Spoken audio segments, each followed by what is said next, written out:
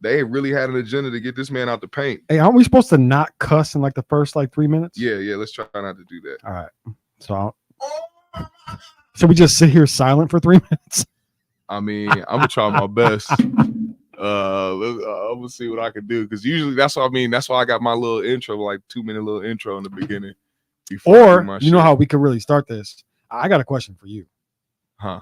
How does it feel to be a failure?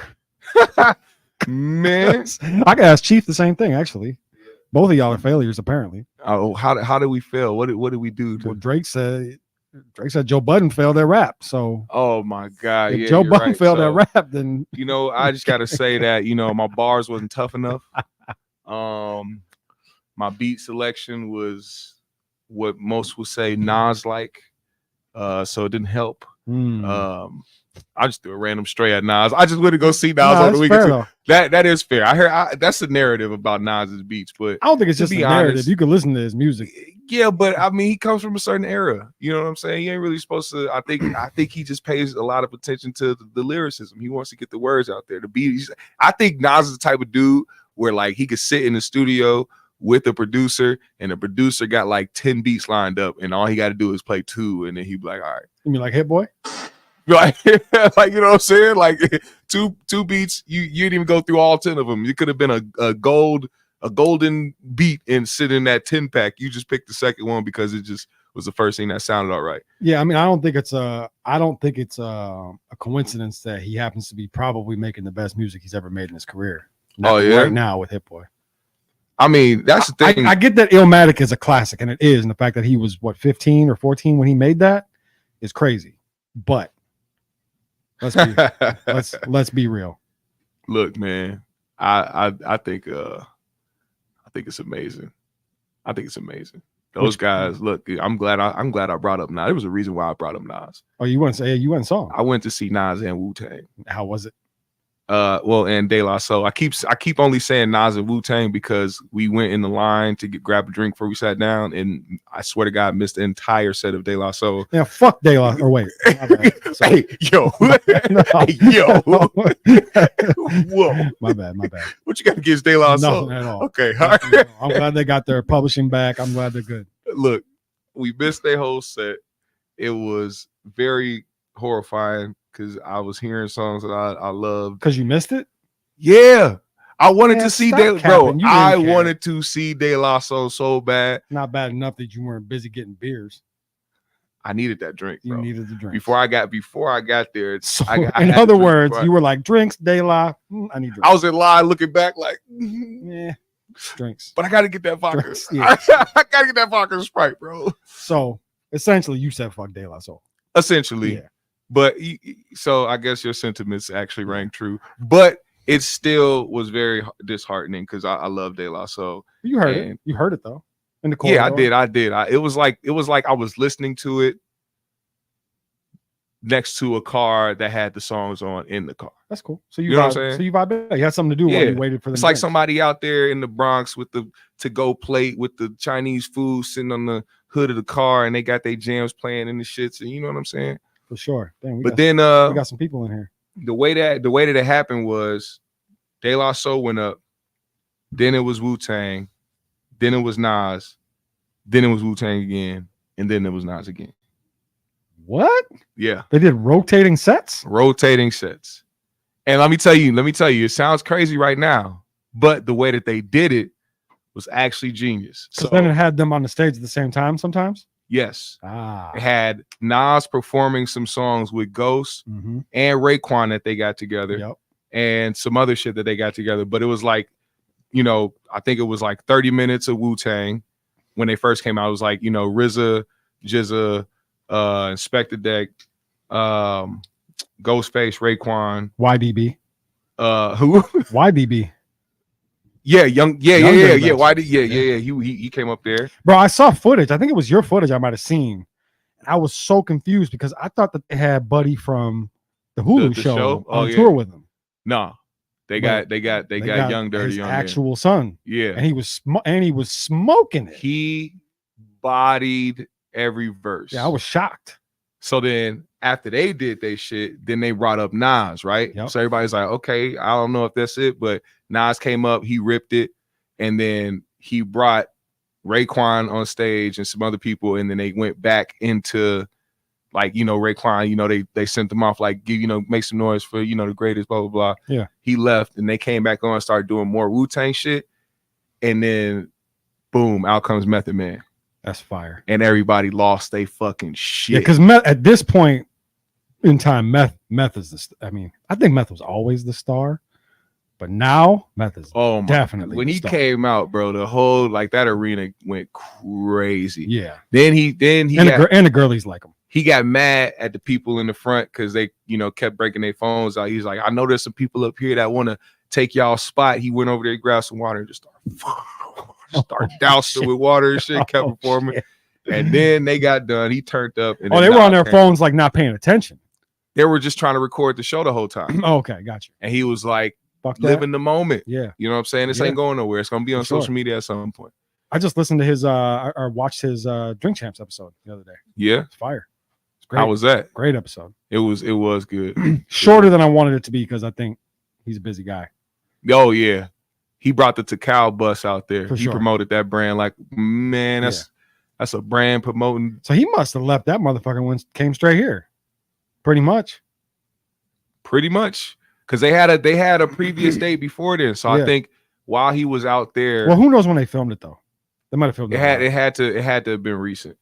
Probably because he was on tour, like they were talking about. So probably whenever their tour stopped in Florida. Yep. In Miami.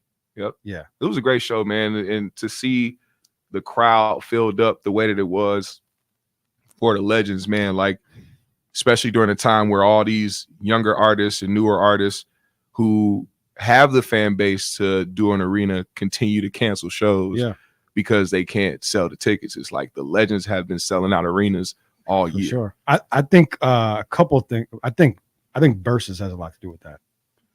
I think Versus was like a friendly reminder. Oh my God. That like that was a safe haven. These are the ones during quarantine, bro. Yeah. We forget because you forget. I think you forget like what a good live performance looks like. Yeah. You know I'm talking about, like if you talk about like if we're talking about like the great current live performers, right? Like the current artists, not the old timer, not the legacy acts.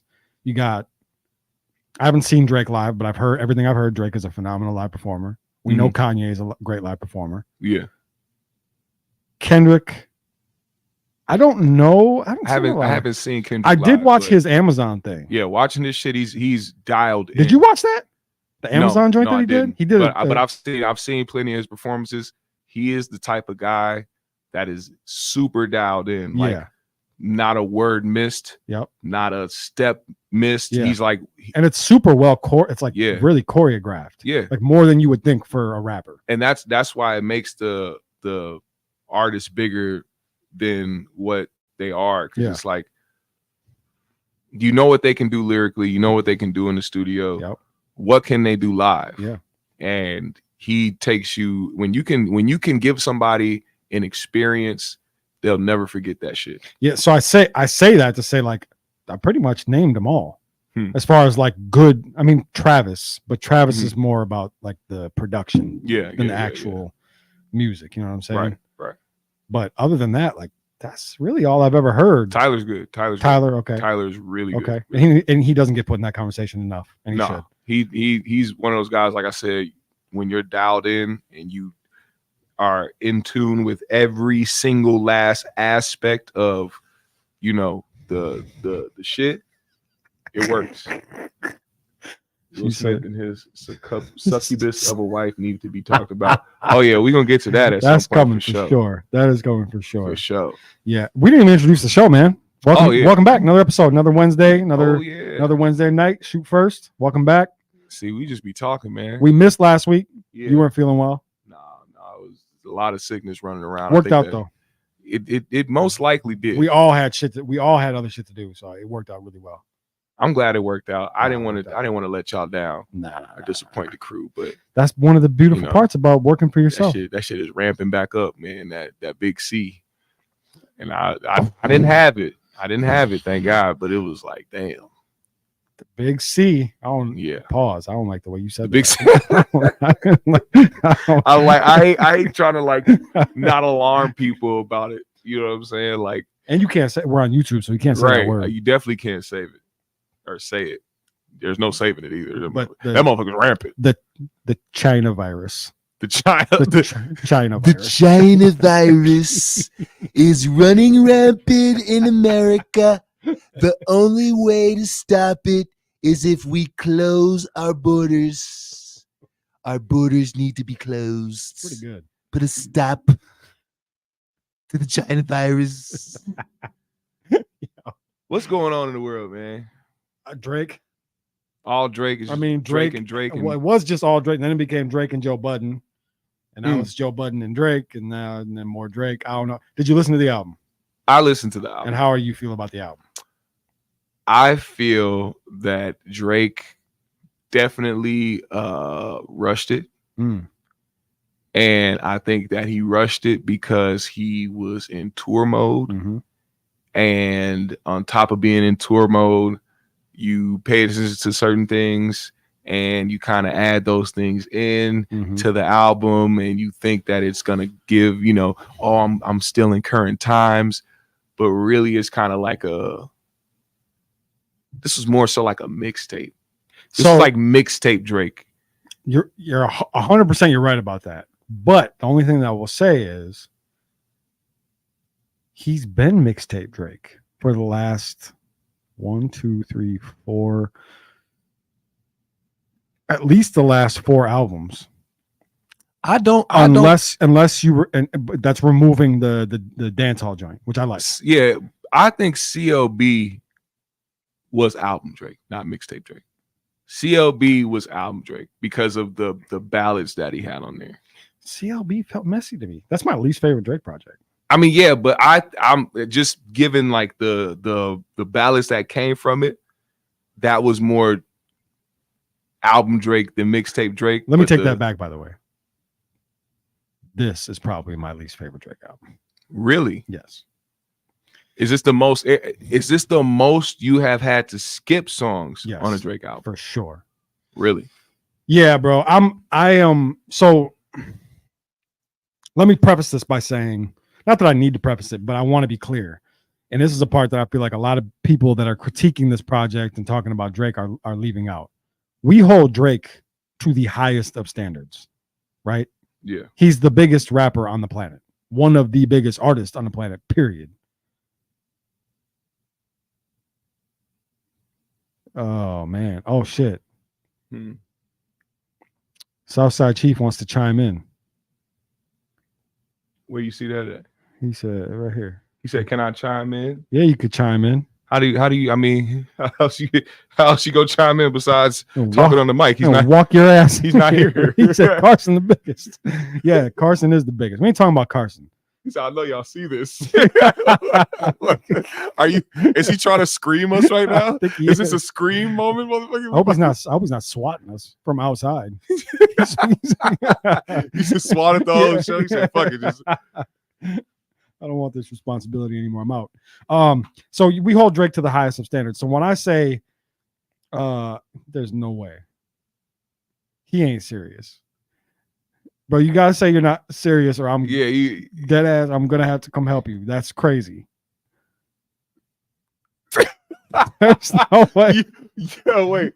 Okay, I was about to say, bro. God damn. I was like, yo, I almost walked out of here. I lit dead ass. If the core would have reached, we would have brought the camera straight down there, and it would have been a whole Live on Lake emergency. Man, Forest City, Arkansas in the house. Welcome.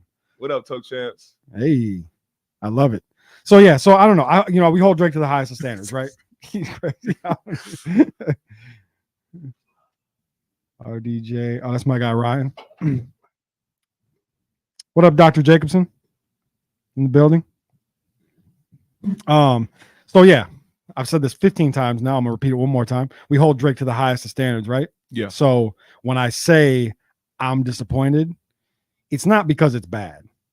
It's just not the best. It's not up to the standards that you were anticipating. But most of my disappointment actually comes from a lot of Joe Budden's critique is similar to the critique that I have, in that I was anticipating an album for the dogs, and we got an album for the puppies. That's hilarious. I want to ask you though, somebody who is a Drake fan, do you think that a lot of the critiques that he is getting is from the fan base of people that still have some of his best songs in mind when they're listening to the album and thinking that they're going to have the same feeling as they did as those great songs? Yeah. So yeah. I mean, I think that's generally how people feel when they go into listening to songs by their favorite artists, but it's like, do you think that that is also unfair, knowing that these people can grow and the sound can become? Yeah, but that's the problem is I feel like, and this is why, and we can get into the whole beef between him and Joe, but I think what Joe was saying is exactly how I was feeling, is in that like Drake almost seems to be going backwards. Like I'm all about like growth and give, you know what I mean? Like that's what Joe was saying. He was looking for growth. He was looking for something more. You know what I mean? Even like Charlemagne said, and the clip was taken out of context because Charlemagne said it before the album even came out. Yeah. But something, you know, I want to hear Drake talk about, you know, wanting to actually like have a wife, talking about fatherhood. And the critique back at him was, why would he talk about fatherhood when he shows us that every day? And it's like, that's different. To be on camera and in photos with your kid and involving him is, you know, in the project is cool. But like, I want to hear, like, Drake is not vulnerable, and Drake is fake vulnerable now. But you kind of gave like a reason, or you kind of, even though it's not fully how the album was, you kind of contradicted what Joe was talking about as far as mature in the context. It's like he can, I don't know if he really gave his son bars, like as far as like him being a parent, but just having his son on the album and shit, was like, it's great. And he brings his son everywhere with him. I love it. And he's in the video. But I'm talking about introspective talk about raising a son, especially raising a son while you're not with his mother. Like, but being a single father. Is he really raising his seed? I mean, how can you talk about something if you don't kind of? I mean, he could be going about it. It looks like it. Exactly. As a father, I would say, based on the things that we see, yes, there's clear influence. Yeah, his son is clearly influenced by him. So I would say yes. I think he is raising his son. So with that being said, do you think he needs to change the content? Because one thing I heard earlier today during an Offset interview was about, because they asked him this, Charlemagne and Envy both asked Takeoff why he still raps about smashing a whole bunch of different girls. Takeoff, that's not Offset? Really, or sorry, Offset. Rest in peace. Takeoff. I'm sorry. Please, Jay Prince, don't come for me. He said, change that name. Talk about that sucker ass nigga Offset. All right. But he said he doesn't change it because he needs to stay relatable. And they asked if that was a problem with, like, I'm kind of getting off tangent, with Cardi, but yeah, with his wife, but he's like, for his response, it's like, well, I don't tell her like, yo, she can't wear that, or she can't do that in the video, or she can't collab with so and so, because I mean, when you're in this industry, you kind of have to have that openness in the relationship, especially when it comes to creating. For sure, you know what I mean? Yeah. So like with Drake, if he feels like music right now is at that point of the young generation is taking over, well, to stay relatable and to stay relevant, so to speak, in this time, even though he really doesn't have to be, Drake doesn't have to, I need to do something to stay relevant because he's Drake. Yep. But music wise, if you're going to put out a body of work in this time, it has to be relatable to the masses. And right now, Drake is the least relatable rapper on the face of the planet. As far as like what he's doing and as far as like his life, but like that doesn't stop the creation of music. Like he can't constantly. That's kind of my point though, is he's talking, he's fake vulnerable. Like we know Drake to be a guy that's vulnerable in his feelings, right? Gives us the heartbreak, all this shit, right? But what did he do wrong? But I think that the vulnerability comes off as fake now, because if you listen to the album, the whole album is him getting dubbed, him getting curved by 25-year-olds and 21-year-olds. So like, but that's Drake what I ain't mean. getting curved. But I don't believe it. you know why I believe it? Why? Because I feel like when Drake meets these women, Yeah. he does not feed them the larger than life No, persona. but no. That's the thing, is like, I'm not saying he's exempt from getting curved. What I'm saying is he's not allowing himself to get curved. I don't believe him when he says a bitch broke his heart. You're not letting bitches out here break your heart. You don't believe that a man that made a necklace out of engagement rings isn't that type of guy? He said it himself. It was part of the rollout. Everything got to be part of the rollout. All part of the rollout. The only woman he ever wanted to marry was who? Jada Pinkett. Oh God. It was Riri, which is why he's still taking shots at Riri. And now ASAP is catching strays too. Were those bars for Rihanna? Yes. What were the words? We got to run it back. Yeah, because I want to, because I hear people saying it was definitely about her. 100%. But I guess I don't know enough about their situation for me to be like, yeah, that's it. What was the pinpoint where they were like, it's about Rihanna? It was. I'm gonna read the lyrics. Somebody said a lot of this is in correlation with her past and the dudes she used to fuck with, because I didn't know. So on Fear of Heights, yeah, the song Fear of Heights, which I like the song. Fear of Heights is one of the ones that I like, right? He said, why they make it sound like I'm still hung up on you? That could never be. And then from there, he says, I can't say a word like that. But you know, the West Indie way of saying girl can't run me, better him than me, better it's not me, I'm anti. That's a Rihanna song. Hold on, I'm gonna get to that. I'm gonna get to that. He said anti, and then yeah, and the sex was average with you. Yeah, I'm anti because I had it with you. You need to double back on the anti? That was the pinpoint right there, right? Yeah. The anti shit. Yeah. What was the bars for Rocky? Better him than me. Did he try? Is he trying to tell us that she has something she can't get rid of?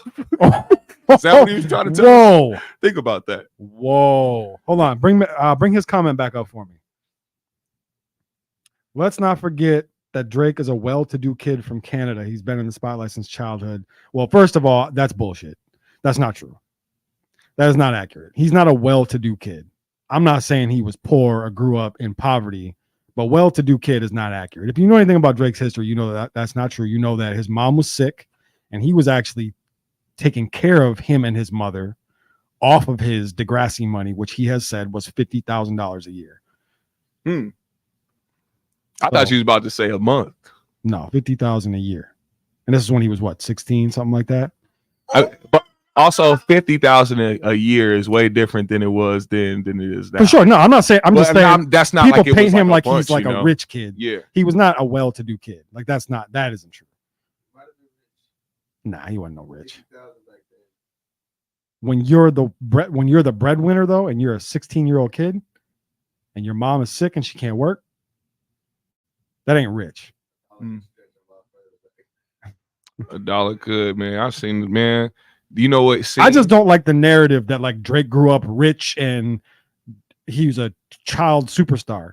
He wasn't no. I think you know what messed that up though. Degrassi wasn't that big of a deal. What gave that narrative was his cribs like little thing that he did back in the day when he was on Degrassi, and it showed like his home back then, like Canada. It was like he had a whole basement to himself and shit. Like bro, his whole shit was cold. I'm not trying to say. Bro, what even Drake did? I'm not trying to say that he was poor. He grew up like scraping the bottom of the barrel. I just don't. I don't like the narrative that like Drake was some. Yeah, no, I don't. That isn't true. You know what? I one thing I know Drake definitely was no mob ties ass nigga. Is that it? Oh, it is it. Meet Jimmy from Degrassi and his modest 4-story Canadian home. Hey, bro, is that Kale? Is that his name, Kale? Kale Hill, yeah. Yeah, I can't, but we can't say that though. We can't say that because we all got different struggles. And making 50 grand a year, even if 50 grand a year was closer to 100 grand, what 100 grand is now, that don't mean he didn't have struggles, bro. Like we all got struggles. Yeah. You know, He had the Acura, bro. Go for a ride. We can go for a ride. why wouldn't? This is my baby, I guess. It's a 2004 Acura TSX. It's a nice first car for like a teenager, I guess, as opposed to a Mercedes or BMW. I think that's pretentious, personally. This was in what, 2004? Enough about the car.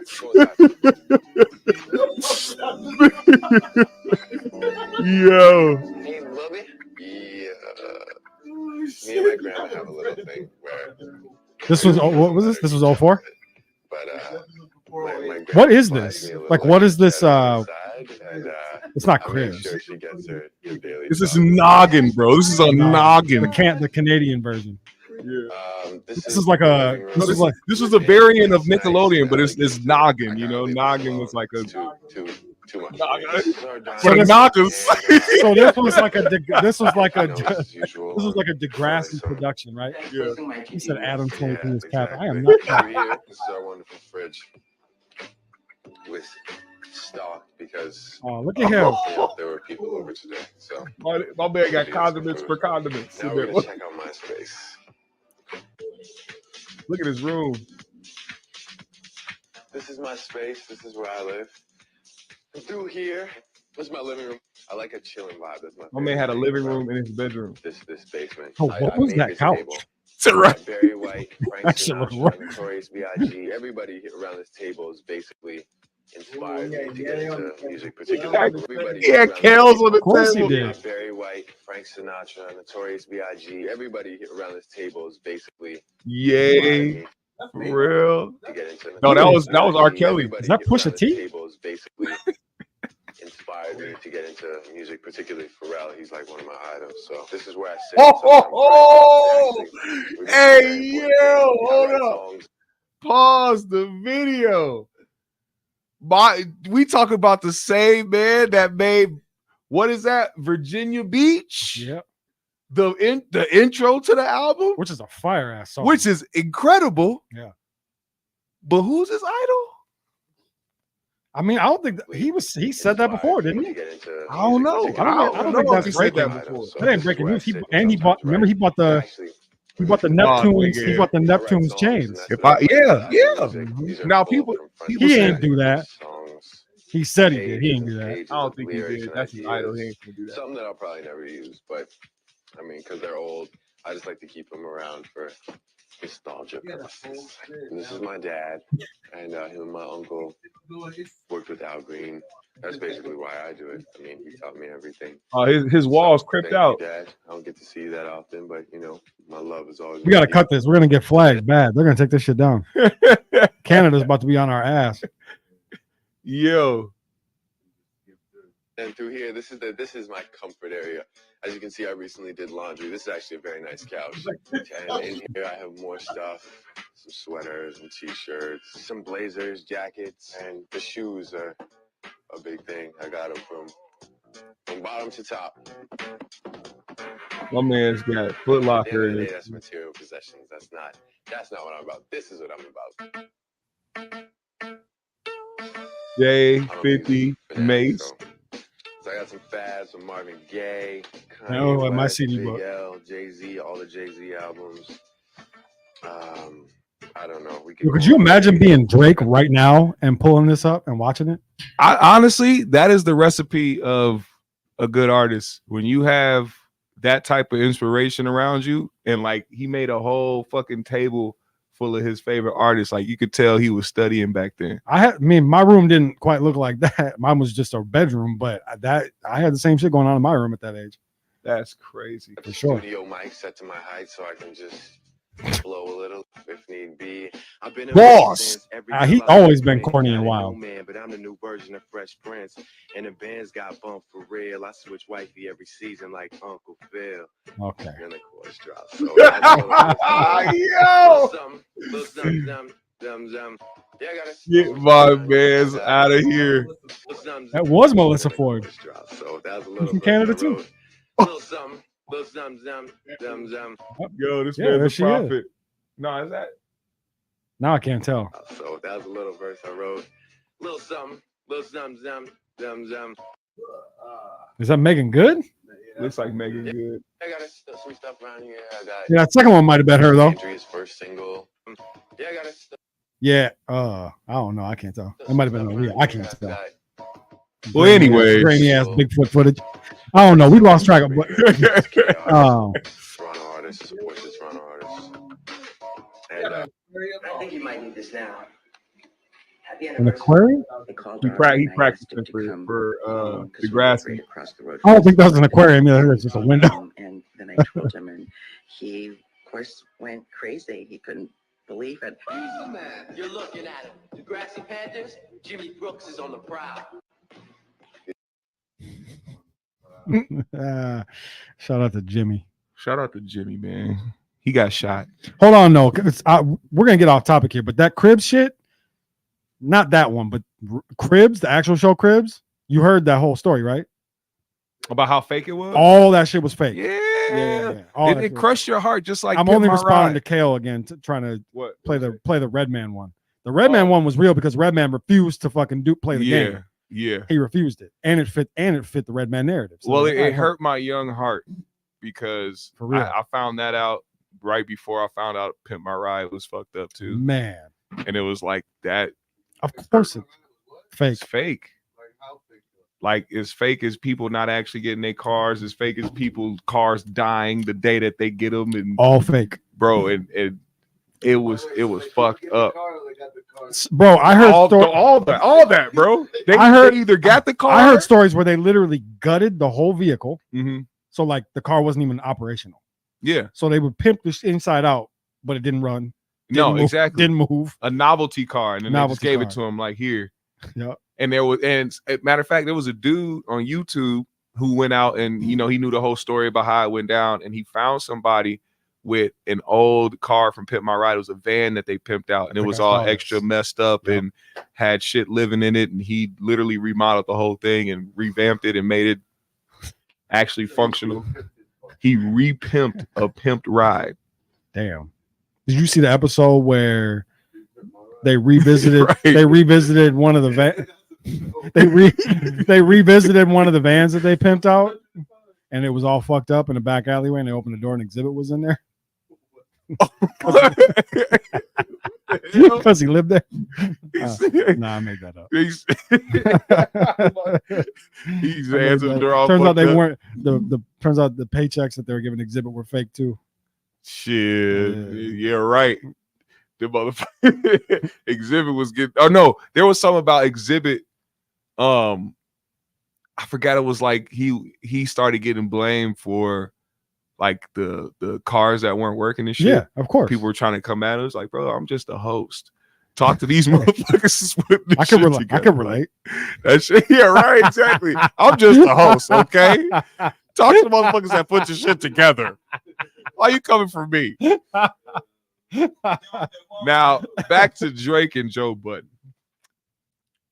Drake, now after talking about the album and like, kind of, I don't think we really share like our thoughts as far as like what we really thought. Like, I'm not gonna give it a what out of 10 right now. I'll give it a 6 out of 23 A 6 out of 20. Where'd you get 23 from? because there's 23 tracks. I like about 6 of them.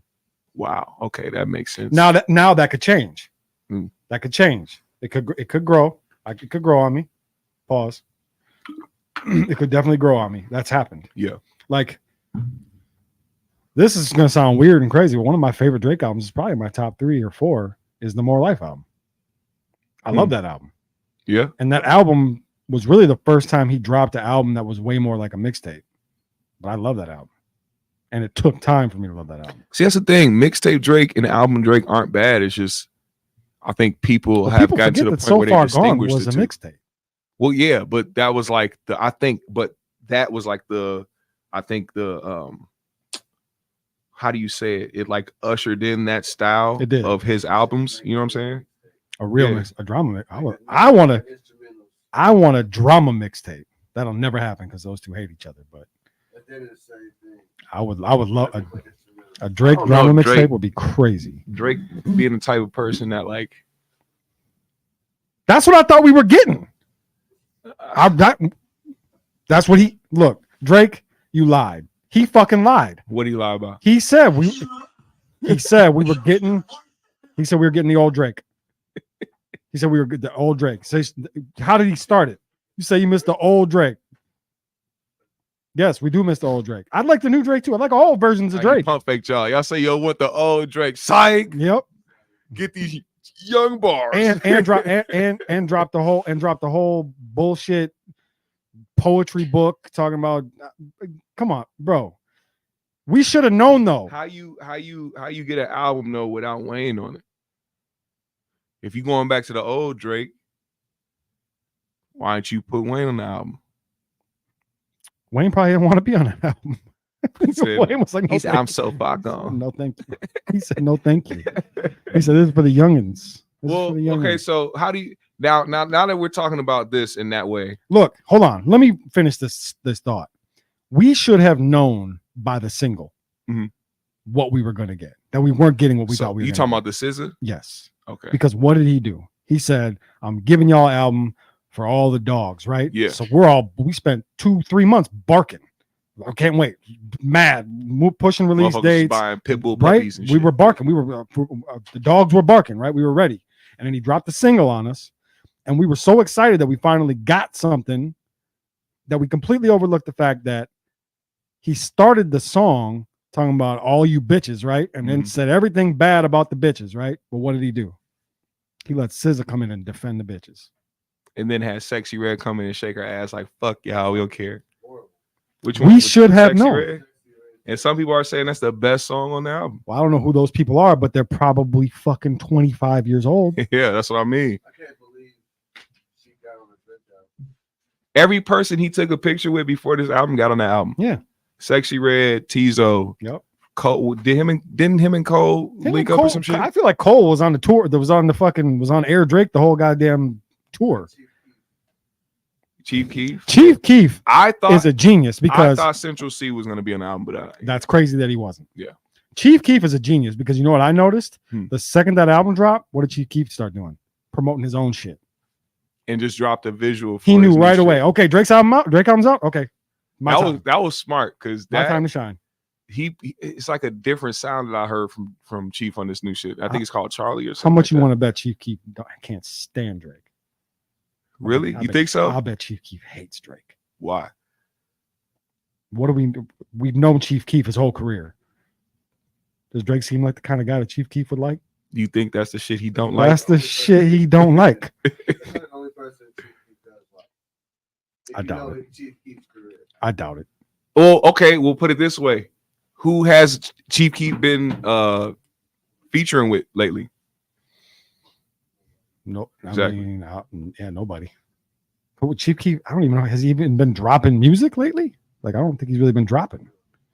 But anyway, so I don't know. We should have known. We got okey doked by Drake. It's fine. It's okay. And then he says he's gonna retire. Or he's gonna take a break. I don't take that much from that. That don't mean that much to me. Well, do you think that this is supposed to be like a highly like a, you know what I'm saying? Like I don't know. How are you supposed to deal with that? Whoa. Whoa. Whoa. Oh my God. What happened? His nuts pink and his booty hole is red. First of all, why is his booty hole red? What happened? Ask Kai Cenat. Whoa.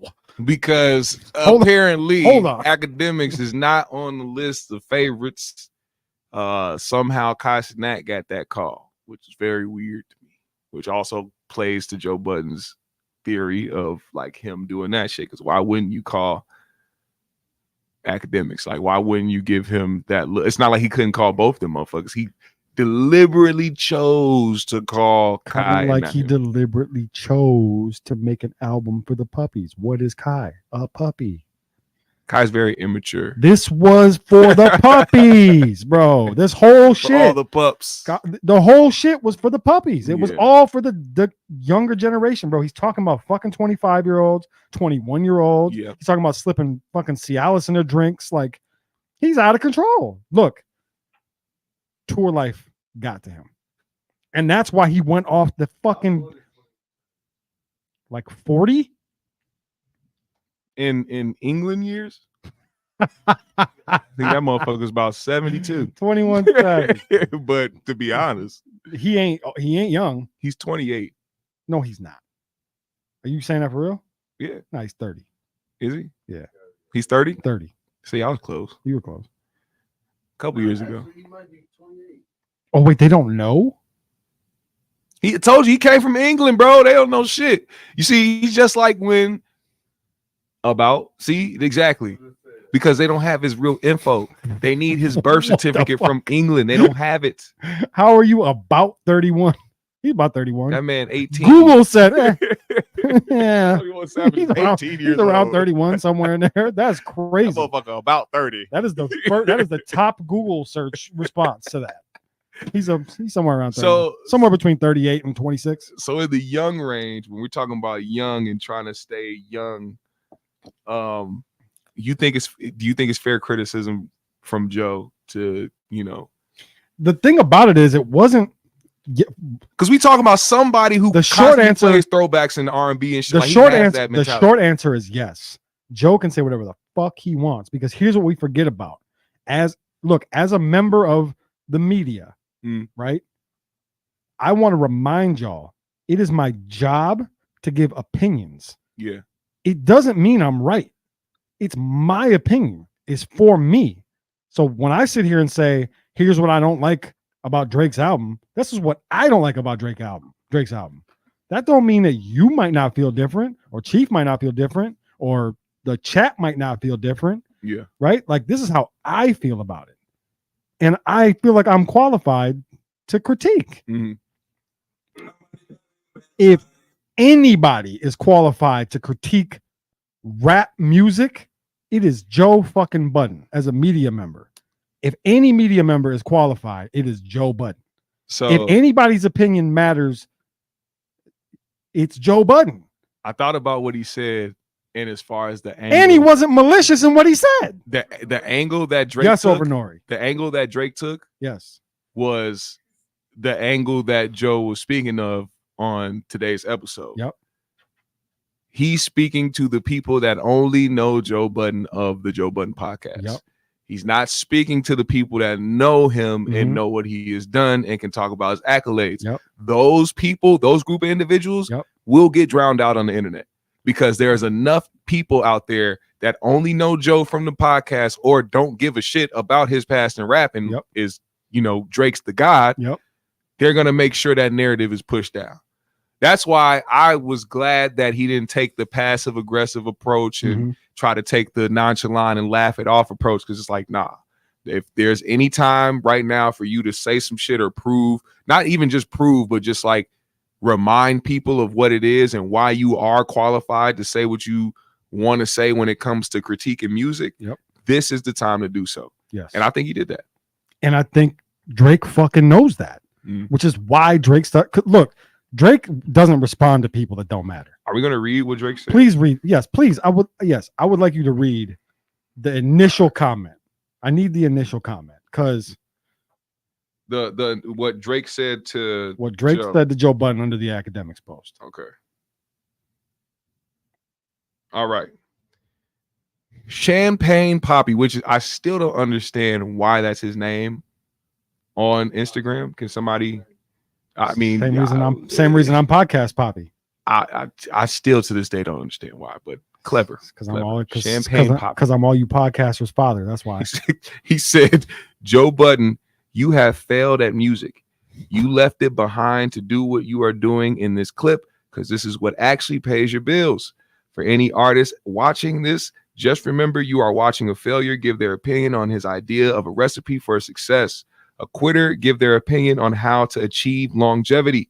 You switched careers because the things that pop into your brain had you broke, living check to check, and the raps you write have 450 men showing up to your shows in dusty Nietzsche jeans to screw up their face to move Music 29 and pretend you are the GOAT.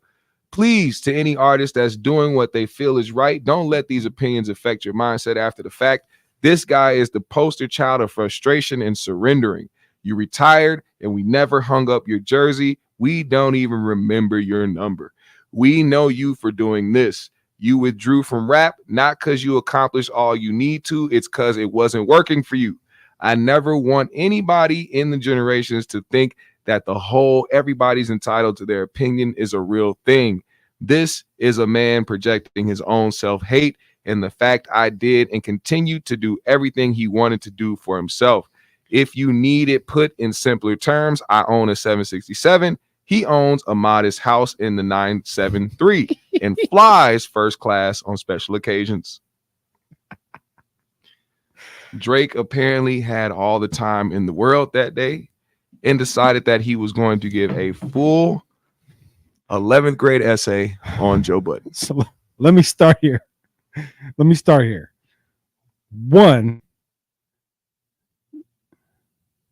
Adam 23. I mean, as long as you're giving me the 23, I'll take the 23. That's fine. Because I am definitely better than him. So I legitimately believe that on some level, exhaustion is playing into this.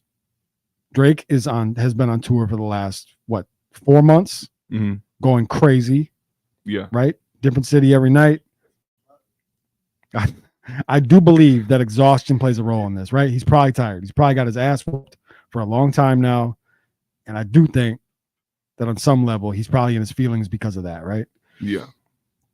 So on another level, I think we know Drake to be calculated, right? He's always calculated he's calculated in what he does, the things that he does, the things that he says, how he rolls things out, who he responds to, who he doesn't.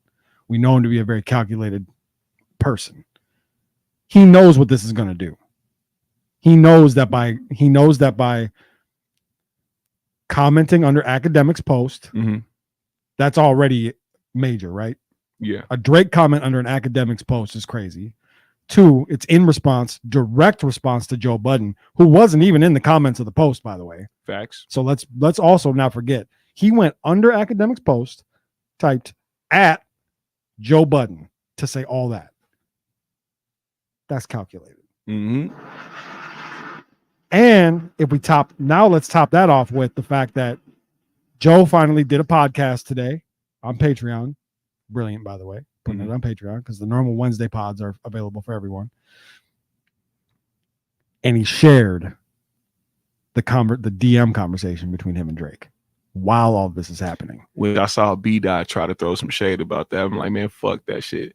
B-Dot, if y'all, nah, because as soon as Drake fires shots at that nigga Elliott Wilson, I'm pretty sure if B-Dot from Rap Radar for all of our Minnesota people watching, not B-Dot Croc. Yeah, no, yeah. B-Dot from Rap Radar, who is co-host with Elliott Wilson. Drake shot at Elliott Wilson recently. Yes, kind of. I mean, it was a lighthearted.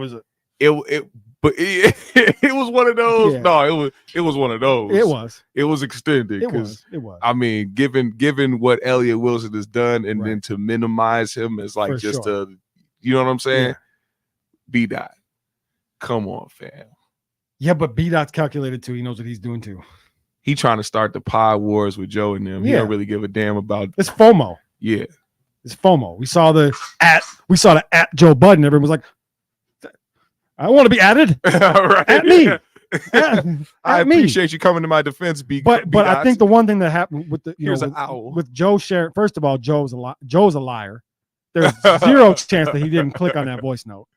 You don't think he is lying his ass off. He said he was protecting his peace. Liar. He is lying. That is cap. You don't know why I think he was lying too? because he said that when he was like, when everything was going on, he was like up pacing around and like walking outside, chain smoking, contradicting himself a little bit. Man, you know you was reading and listening to all that the shit. fuck out of that. Yeah. And how do you? I don't know how you like. That's Drake. Like, granted, you're Joe Budden, right? But that's Drake. Like, he didn't like. There's no way. How did the conversation progress? Because if the first thing that was sent was the voice note, then how do you, I guess I'm not listening to that. Joe was pulling one of those things where I'm he not didn't listening. read. Yeah, I'm not listening to that. I'm not listening to that bullshit. And then that's when the conversation. What do you have to say, jabroni? Yeah, bro. That's another thing that lets me know. And that's another thing that lets me know that like it wasn't as aggressive as it seemed. But he was still trying to get on some gangster shit, talking about you know how we do it, whatever. And I believe him. And I believe him. Stop it. 2004 Acura in 2004. Hey, oh, you know what? Let me take that back because his room was crimped out. But things change. He had an all blue room. He must have been. Change. He must have been. 640. You know. What's happening? You make it out? Who? Huh? Oh shit. No, what I'm saying is I think that the music industry, especially the rap industry, can turn you. Shit can get ugly for you in the music business. We see it happen. Pac wasn't like that. No. And then Pac became like that. And I'm not saying when Drake says, you know how we get down, I don't think he's talking about himself. He's talking about who he's with. Okay, because he gotta have them. But when DJ Envy is standing next to Caesar Pena fat ass, he talking about we'll help you get these houses if you invest with us. Motherfuckers think they talk about both of them, but not just Caesar. So with that said, Drake needs to be more precise about the things that he says because he also doesn't know when people. I'm guessing I am surprised that he even said that. But do you think he would have thought Joe would have read those messages off? Like as far as we talking about people being strategic, you think he would have read 100%. Drake knew exactly that. Drake definitely knew Joe was gonna do that. But Joe's not known for that. Joe's not known for reading the DMs. We're talking about Drake though. Why would Drake wouldn't even take that chance? Drake wouldn't even take that chance. If he thought there were, if he didn't want those messages to be read, now Drake would not even take the chance. What if we are seeing a new form of Drake because of the fact that, but this is because of the fact that he's getting the backlash. You ever Papa Cialis? Who? You ever Papa Cialis before? No. He said, I thought you was talking about MC. He said Papa Cialis. I said, who the fuck is Papa Cialis? Yeah, that's kind of fire. So anybody out there that's popped the Cialis before, you know what that shit does. But what that got to do with Drake? He said pop 2 in her drink. That's not meant for her. We are definitely. Should Drake though get the same backlash as Rick Ross? I know I'm he should, but it's like it's a little different. Cialis is not. Would you still pop something in somebody drink? You are, but you're not. It ain't gonna make you like pass out. It ain't gonna make you like. Not gonna make you like. But what if they didn't consent to a hard dick? No. And now you walk around the house with a stiffy. No. That's the thing. Is Cialis is for men. He popped it in her drink. 2 of them. So was he trying to get her bean to stand to attention? Yeah, I think so. I'm pretty sure. Trying to extend the. I'm pretty sure. Clitoris. And also, why you need to do that, Drake? Yeah, you can't get them wet without the Cialis. You ain't got a sort. I think I feel like a Drake would have like an assortment of lubes in like a bottom drawer or some shit in the crib. Oh shit. Not the dolphin. Holy. Not the dolphin Drake. Yeah, I don't know, bro. So him and Joe, because like the way Joe responded today, I feel like is like it'll be very hard to respond to, especially because like it's over. You did with, as well as I've seen a couple other people post that video of Drake backstage at a Joe show. Yeah. Being one of those guys in Nietzsche jeans. And he was definitely wearing some Nietzsche jeans. Yeah. And for the record, so was I. So, but this is what I'm saying. That was a wild projection. It's a wild projection. I mean, he must have forgot he was one of those motherfuckers. Do you think Joe is a failure? No. Not And even let me close. tell you why. I said this earlier. There are people out there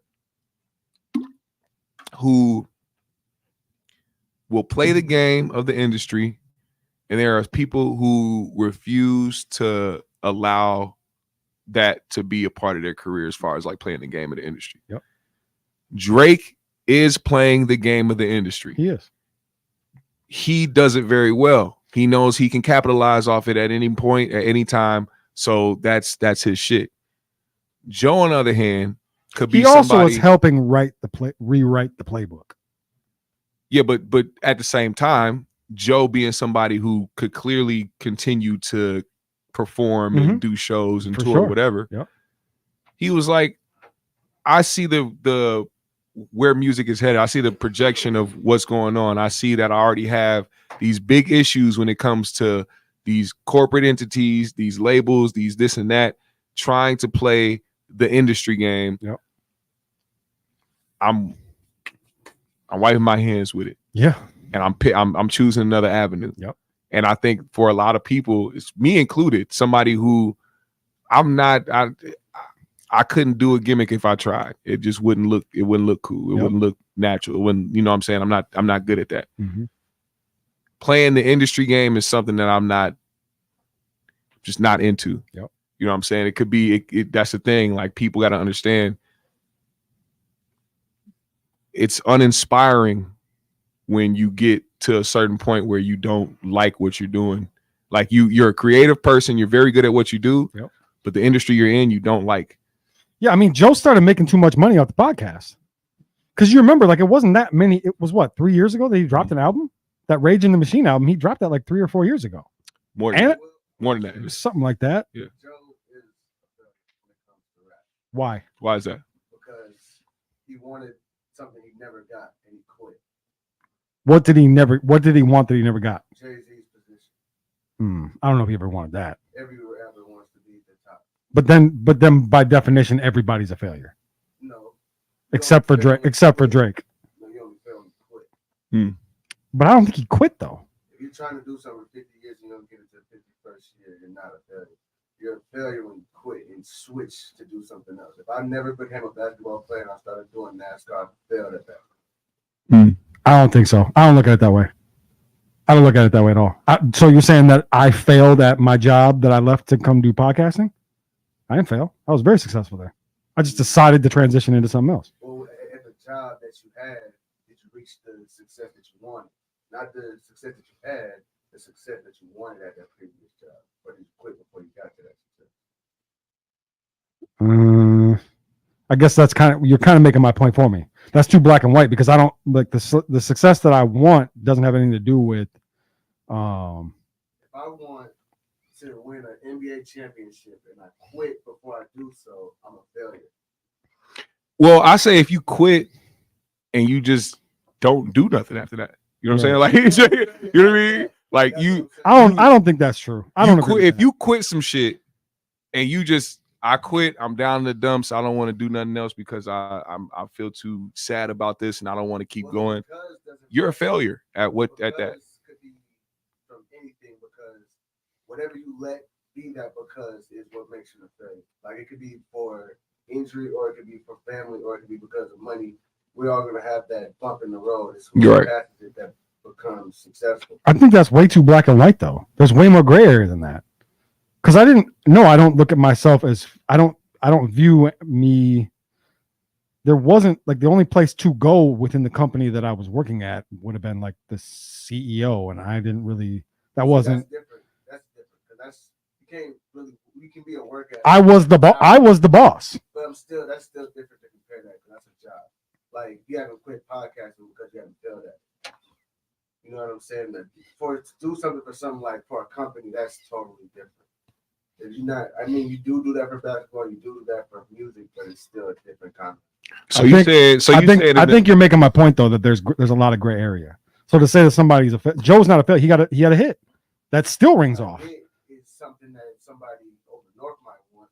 Joe wanted to be bigger than Jay-Z. I mean, we would have. See, I don't remember those conversations. If he was talking about like as far as like in music, like yo, I'm trying to get to like mogul status, then yeah, I'd see exactly where your point is. He said multiple times that the game shoot him up and spit him out. Yeah, but I still don't. Rage against the machine was due to that. For sure. I just don't look at that as failure. I look at that as it didn't work out, because otherwise you could say, let's say LeBron plays his last year this year and then he quits when he could still play and he didn't pass up Michael Jordan's record. But if he Is he a failure? That don't pertain to his personal ideology. Right. So what I'm saying is, just because Joe's saying he didn't like the industry the way that it was going doesn't mean that he failed. It means that he transitioned into something that worked out better for him, because he's still in the industry. But he didn't get what he wanted. Well, I think he realized that he couldn't get what he wanted out of it. So once you realize you can't, the same as why I quit my job. I couldn't get what I wanted out of the job that I had. What I wanted was to be doing this. So I quit. I know he's I don't more think that makes me a revered failure. now. That makes me someone that transitioned to a better spot. He's more revered now as a podcaster than he was an artist. But hold on, put that. I need that one up. Which one? So Joe's had platinum songs, been a part of a hip hop supergroup, and has classic mixtape. That's a W. That's a fact. All W for somebody with North. That's not a W for him. He did not want to be in that group. He did not want no platinum singles. He did at first. Bigger and better. Probably so. He wanted to be in that group at first. Those were his friends, and that was on Shady. Like, that was a major deal for him, but it fell apart. Too many egos. I don't think Joe's a failure at all. And he's low key. No, not even low key. He's really the cream of the crop when it comes to hip hop media. I mean, he's right there. I mean, he was voted number. Your path is your path. It seems like he was destined to do this shit. And as far as like the media, and as good as Joe is as a rapper, like that's the other thing I want to state too. When it comes to rapping, Joe Budden is a better rapper than Drake. It's not that big of a gap. But Joe Budden is a better technical rapper than Drake. A better lyricist. Better technical rapper. If you're talking about technical, like the art of rap, Joe Budden is better at rapping than Drake. And I will say this, when it comes to that, the failure subject, you got artists that want to be comedians, you got comedians that want to be artists. Mm-hmm. When you have these artists dabble into like the movies and shit like that, they're going into different avenues, but it's not like they're failing at music and they need to do that. You know what I'm saying? Like, I feel like if Joe started doing because he was still making music during the podcast, he was still dropping shit for a long time. Like you said, I think that the success is what dictated his path moving forward. Correct. It was like, do I want to continue to bank on that? No, there was a major overlap. No, I think I think at the time Joe was having more people revere him as an artist when he was popping or just starting to like really do the pod and the podcast and traction. The pod was helping his music. Exactly. Yeah. So that and honestly, I don't think it really got to a point where people were really seeing him as a top tier artist or lyricist till then. Yes. Like, I've known Joe to be the people that knew. Yeah. But a lot of people found out. It was like the core fan base is the people that knew he was the a 450 dudes in Dusty and Nietzsche. Exactly. Yeah. And then once the pod came and started reaching other people's ears, they were like, damn, I didn't know this guy was rapping like that. Yeah. And that's when it started to have the conversation of, top lyricists. And really was a big part of laying a foundation for rappers being able to be vulnerable in music. So I think if he wanted to, he could have continued to make things that could have did something. He still could. You know what I mean? Like, he could pick up the pen tomorrow and it would probably work. Didn't he play an unreleased diss track too? No. Yeah. He played an unreleased. Where? On Before the I turned off Sleepers today? On the Patreon. Bro, I never listened to the Sleeper segment. He said there was an unreleased Food. My guy Food told me this. I don't have Patreon. I didn't hear it. He said he might be fucking with you. No, he said Joe had a unreleased Drake diss and he played it during the pod. Excuse me while I pull up Patreon. Because if it's unreleased, we can play that shit. Yeah. He played it on Patreon. I turned it off right as he said Sleepers. Really? Yes. See? It was right where you started.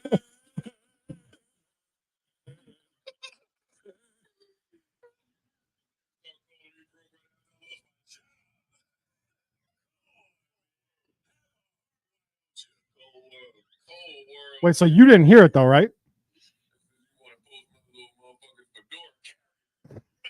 Oh,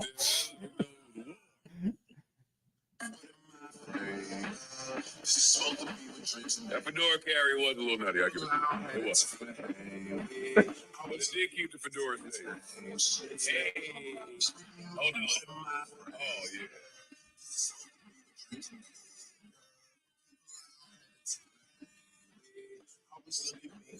I'm gonna stop this right now. This ain't unreleased. They play like 5 or 6. We ain't got time for that. Yeah, no. Yeah, I thought you knew that. My bad. You thought it was gonna be the first one? Yeah. No, So he played. They just played all. He played every Drake diss track he had, and then I feel like the last one maybe was the unreleased one. So you got to hear. I'm gonna run it back, y'all. Go spend the $5. Subscribe Yeah. to Joe Budden Patreon. It's worth it. Yeah,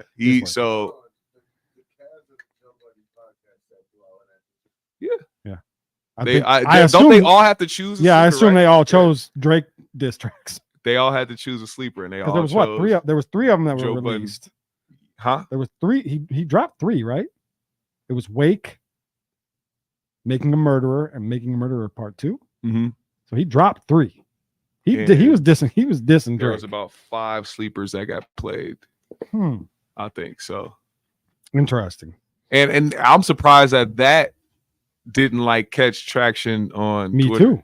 You know what I'm saying? Like, oh shit, unreleased. But maybe it's because a lot of people weren't expecting that. Maybe and then like we said to his audience. I was into it like that. I would screen record it, put it out. I wish Drake would rap. He did on his last. Like rap about him or yeah, what? I'm saying. I haven't heard Drake since Scorpion. I'm saying if Drake stop typing and rap. What bars would he have for Joe though? Tell us that you fucked Tahiri. Say it publicly. Say I fucked Tahiri. Is he gonna do that with anybody else? Tahiri, I am Like, so sorry that I just said that. He had a hard. Tahiri follows me too on IG. He had a hard time saying he smashed Rihanna. You think he gonna say? He I know. did? I know. Motherfucker said I mean, it wasn't really. But The Patreon pod. The Patreon pod was very interesting because the things that Drake was saying to Joe in the DMs it's what led me to think like he must be going through exhaustion because he's responding to Joe as if Joe is like just randomly saying these things about him. He's responding to shit that Drake said on the songs on the album. So when he's talking, you talking about, you know, who me and my friends fuck and this and that, and it's like you talk about it. You said it. yeah, Like you said the shit on, and then they how play, you mad when you talked about it? and then they played the songs where the thing. He's like, I don't know him personally. I'm just responding to things that he said on the album. So it's almost like Drake like forgot that. Yeah, that made Drake look crazy though. It did make Drake look crazy. I think he looks crazy right now.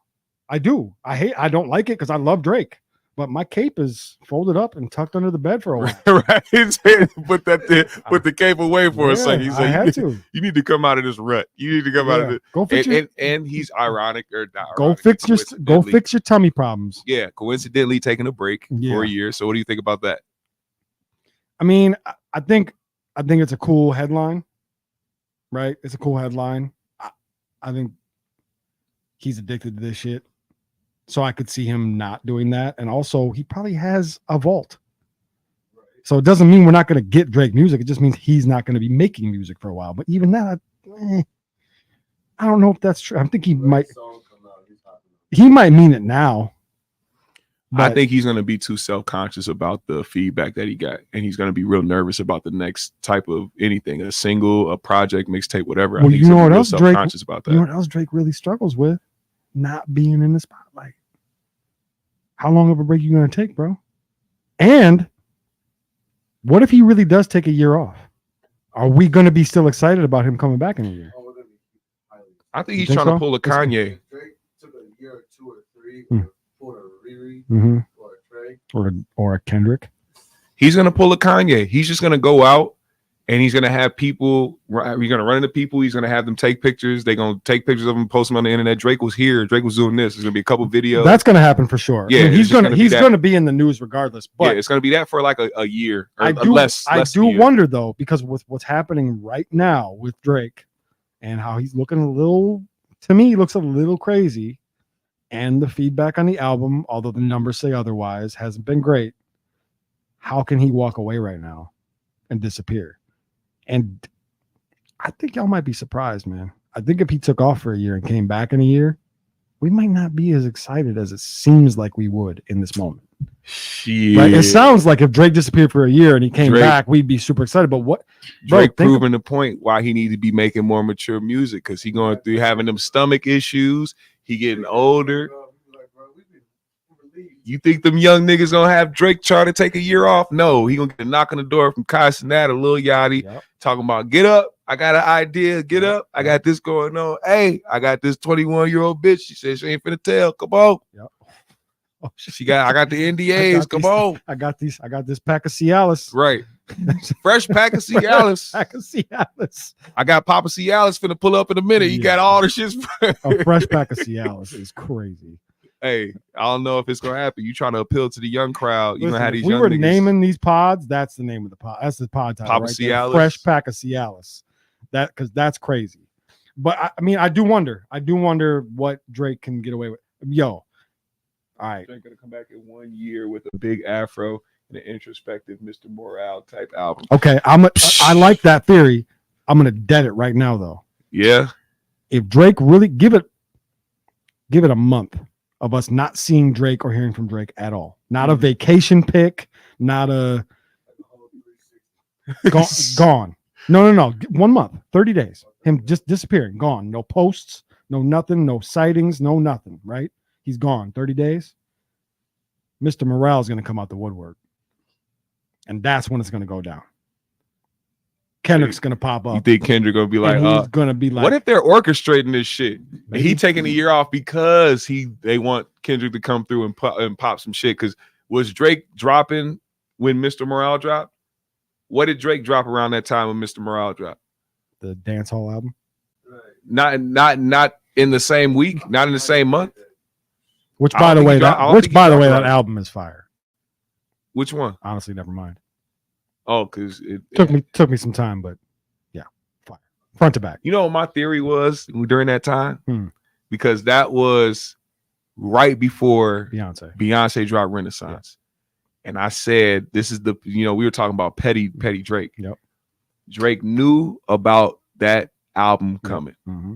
And he said, I'm going to jump in front of this Yep. before it takes off. If it takes off, like the wave of the up-tempo type dance shit.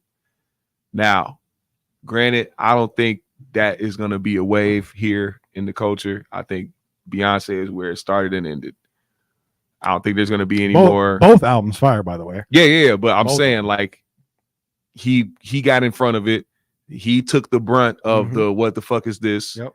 And then Beyonce came in and did the Renaissance, and everybody was on fucking mute. So it's like, Or maybe he did that so Beyonce could fly. Drake. That's what I'm saying. What's his Ooh. relationship with Jay? They good, right? They make music. They I cool. don't think they're ever good. You don't think so? They Once upon a time. they got So was Kanye. songs. Drake or Jay was on CLB. Drake been on every one of Right. Jay been on almost every one of his albums. Jay don't do a verse for nobody unless he want to, right? But why would Jay not do an album with Drake? Because he don't need to. Jay could pop up with DJ Khaled and do He it. wants to. God 'Cause it's did. Drake. It's Drake. You think he look at Drake like that? A little bit. I think Jay is way too about himself to give a fuck about that. Yeah, be but I think honest. that is an about himself move. That's business. That's business. For him to do something for somebody else, he's doing it for himself. That's business. But They ain't hanging out in the studio making them songs. Yeah. That's a $1 million wire transfer. Jay could get on the song How much you think with Drake? Cole. How much you think Drake paid Hov for his verses? I don't think they pay. I don't think he paid him. That worth more than money. Like gay favors? Bar- That's not what you meant. Oh, my fault. Homo helpfuls. Homo helpfuls. Is that what's happening here? Oh shit. Fresh Pecca Cialis. Sneaky Pete's. Oh, not a Sneaky Pete. God damn it. They out there giving each other wet willies. Drake next out. Oh shit. My bad. Oh, yeah, I was a little out of pocket. Sorry. Mr. Morale is so far gone. I mean, we've seen it happen though. I think these big, massive stars get bored and do gay shit. I think that's where the Diddy gay rumors came from. You see 50? Yeah. How 50 was on stage. Bro, do you not remember fucking Quincy Jones? Yeah, he does. Hey, apparently. Because that motherfucker got on stage and said, "This is why I don't go to this nigga's parties." Speaking of that, he said, "I'll be walking through the parties and it be smelling like open butthole, and I don't know why. It just be smelling butthole every time I walk through them." Did he walk through the party with a streak on his shirt, man? I don't know. I don't like to go to his parties, man. Nigga, you got niggas walking around barefoot and shit. You know what I'm saying? I don't know, man. I ain't seen not one drop of pussy in there, man. Gotta stay away from them Diddy parties, man. Speaking of Diddy, I would like a little credit because I've been saying it for a very, very, very long time. Wait, I shouldn't say this. We're on live. This will get taken down if I say what I was about to say. What? How you trying to formulate how you gonna say it? Yeah, I want to say it without saying it. Sean Puff Daddy Combs played a hand in oh shit. Oh, are you sure you want to do this? You sure you want to go up against Brother Love? Is that what you want the problems? See, it's different. Keefe D confirmed what I have always thought. But not only did I think it about Pac, I also thinking about Big. Damn.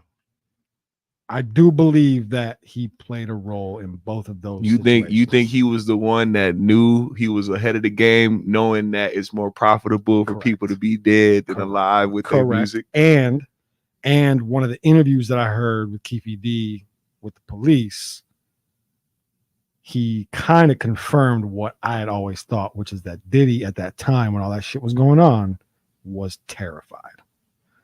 Because I don't know if you heard the little interrogation. Keefe D said Diddy told a whole party full of people that he will give anything for Pac's head. And he didn't just do that, but he had several meetings. Correct. Several times he was in front of people, he was afraid. Yeah, he was very scared for his life. And he knew that as long as those two gentlemen were on the face of this planet, his life was in danger. Yeah. And then the following day, Mace got on It Is What It Is and said, Oh, wait, you're talking about when it came out. I think you're talking about back in the day.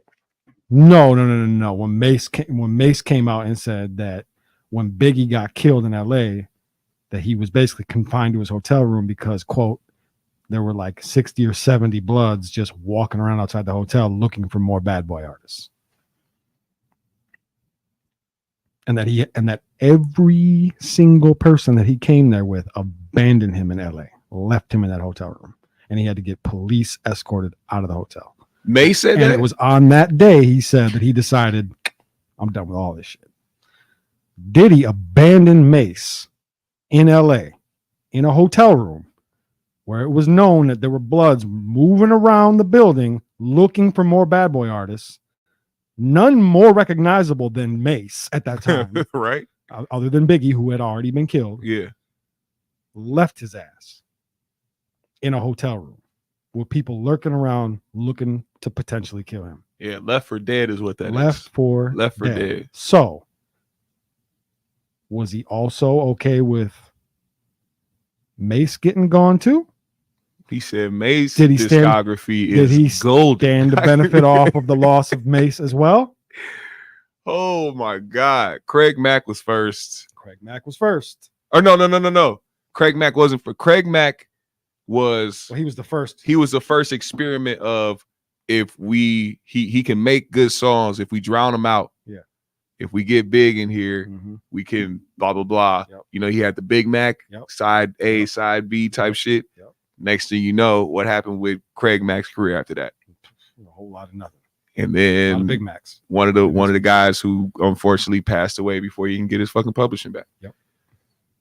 Which is sad because it's like all these people passed and now Diddy's like, oh, I'm about to give all your publishing back. It's like, man, half the motherfuckers is gone. And Yeah. on top of that, majority of the publishing ain't worth shit. This song is no longer available for whatever, well, not for whatever reason, but do you know Game dropped a song?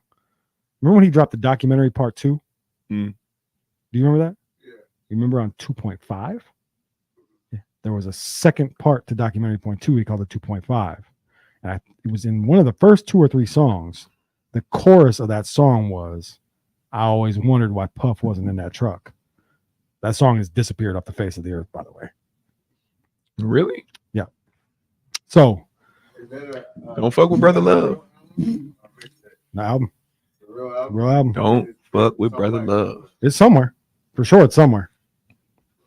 But also, I mean, just to play devil's advocate, can you blame Diddy for being afraid and wanting to? get ahead No, of it? not at all. You know what I mean? But there are other ways 'Cause- to do that. I mean, of course, yeah, it is. But it's like we talking about a time where it wasn't just Pac and his people that moved in a certain way. You know what I'm saying? Biggie was somebody who, and I mean, even Diddy being somebody from the streets, know that once something gets sparked up, you gotta watch yourself. And I Mhm. think the narrative now is like, oh man, you know, Diddy is slime ball. But I think it's because of all the other stuff that's happened in the industry where people, you know Diddy for doing this or doing that, and they kind of attribute it to that. But for me, all the other shit aside, if I'm Diddy and I got the funds and I got the people around me and I feel like my life is in danger because I got somebody who I know behind the scenes is reckless and will try to harm me, Mhm.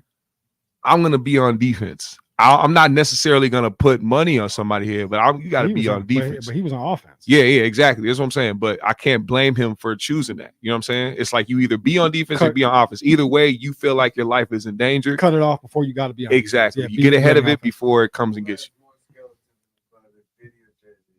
Suge Knight. I think Suge's are out. Suge's closet is open. Yeah. Diddy for sure. Diddy, yeah, for sure. Diddy for sure. For sure, Diddy. I don't think. Look, Jay. I think Hove has been in the closet, by the way. Jay is persona. Pause. He has a persona about him. He has a character. He's not out here trying to play brother. There's a lot of people that try to get in front of it in that way. Diddy done changed his name 700 times, and once you start trying to play the role of a nigga named Love or Brother Love, Diddy been running from the truth. yeah, That's a exactly, fact. exactly. That's a fact. So it's like, Somebody else now. Yeah. What's he? I was waiting. What's next? What's he gonna be next? Yeah, I mean, this firms it up for me. I think, and it might get ugly. It might get ugly, man. They also have to prove though. They were supposedly gonna do the one. Well, look, Keefy D. I feel like I've known for a long time. Keefy D was at least in the car.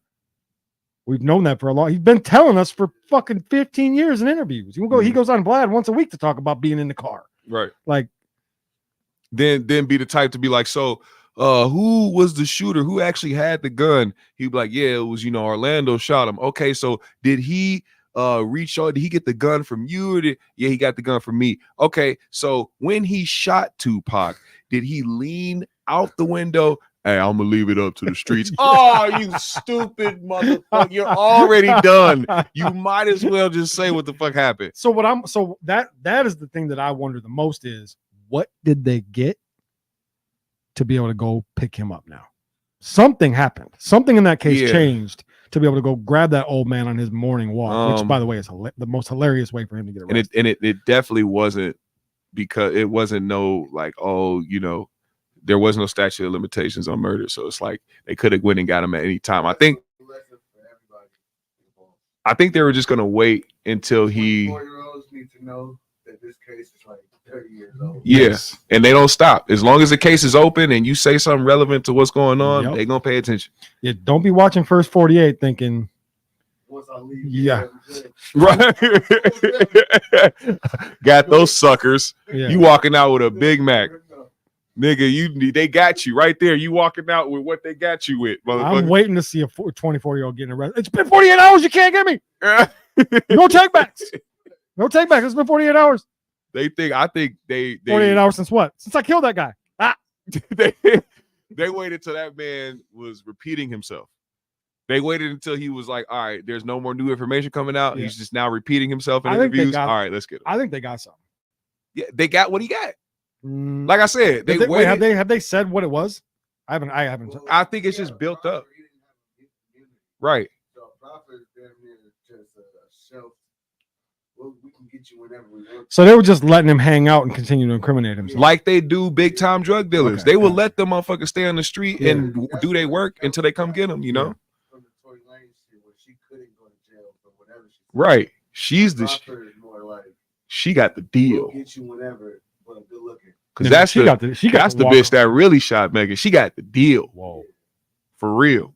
Whoa. She could have said, Allegedly. Ah. Fucking crazy hoes. They know what the fuck I think they it was the doing. security guard. Has anybody found him yet? His name is Jaquan. I hope they don't find him. I ain't going for that. Huh? No, I think I He doesn't have a street cred to uphold for him to not snitch on himself or snitch on whoever. He's an R&B singer. There's no way you leave your son to not say my bodyguard did it or this bitch did it. There's no way. He shot that bitch. but see when you build a You certain got kids? yeah. I don't have kids. And I'm not an R&B singer.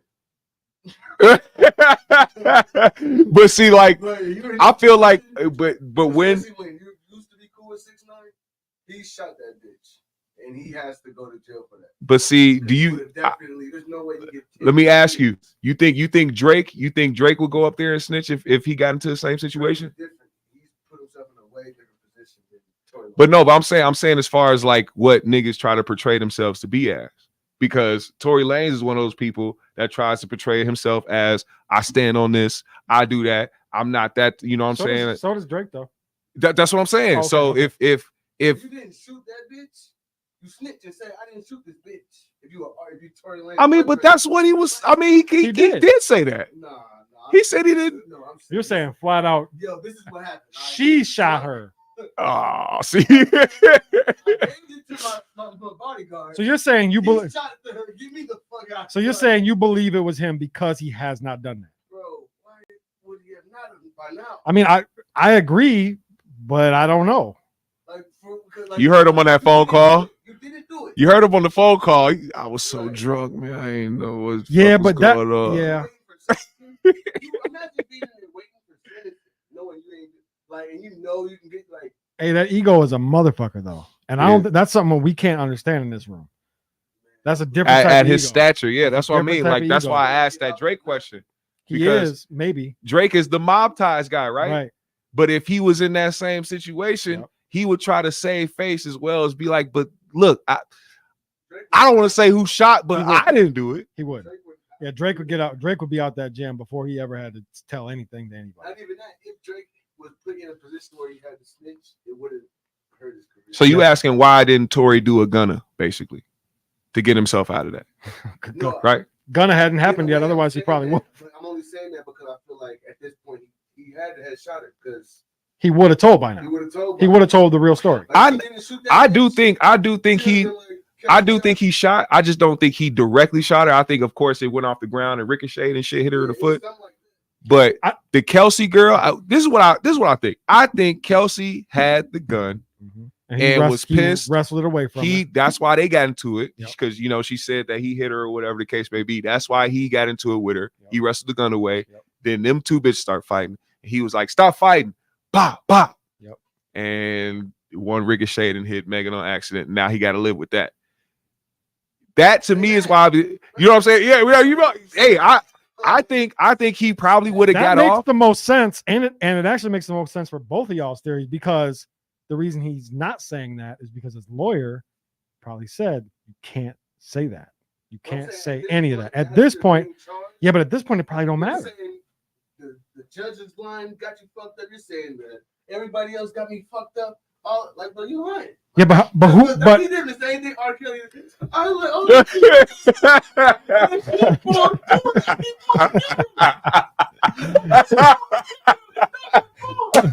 Y'all killing me with this shit. I put too much trust in people. Yo, R. Kelly was trusting people with his secrets. Nigga, I'm supposed to stay with you. So I mostly agree with you, but the thing is, who does he say that to? But that don't. But it don't. But the thing is, it doesn't mean. But it doesn't. But you can't do that because that diminishes the. If that's the truth, that diminishes the truth.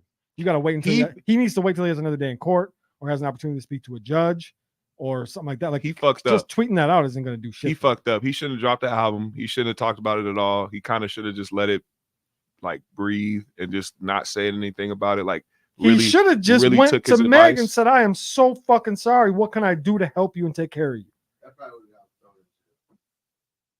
But at first, I'm talking about if he would have did that initially, if he would have did it From initially, yes, we probably would not see him in jail. that's what I'm But saying. because she wasn't. She didn't. We talked about this before. Yeah, she didn't want to put him in jail. Yeah, she didn't. She went out of her way to not tell on him.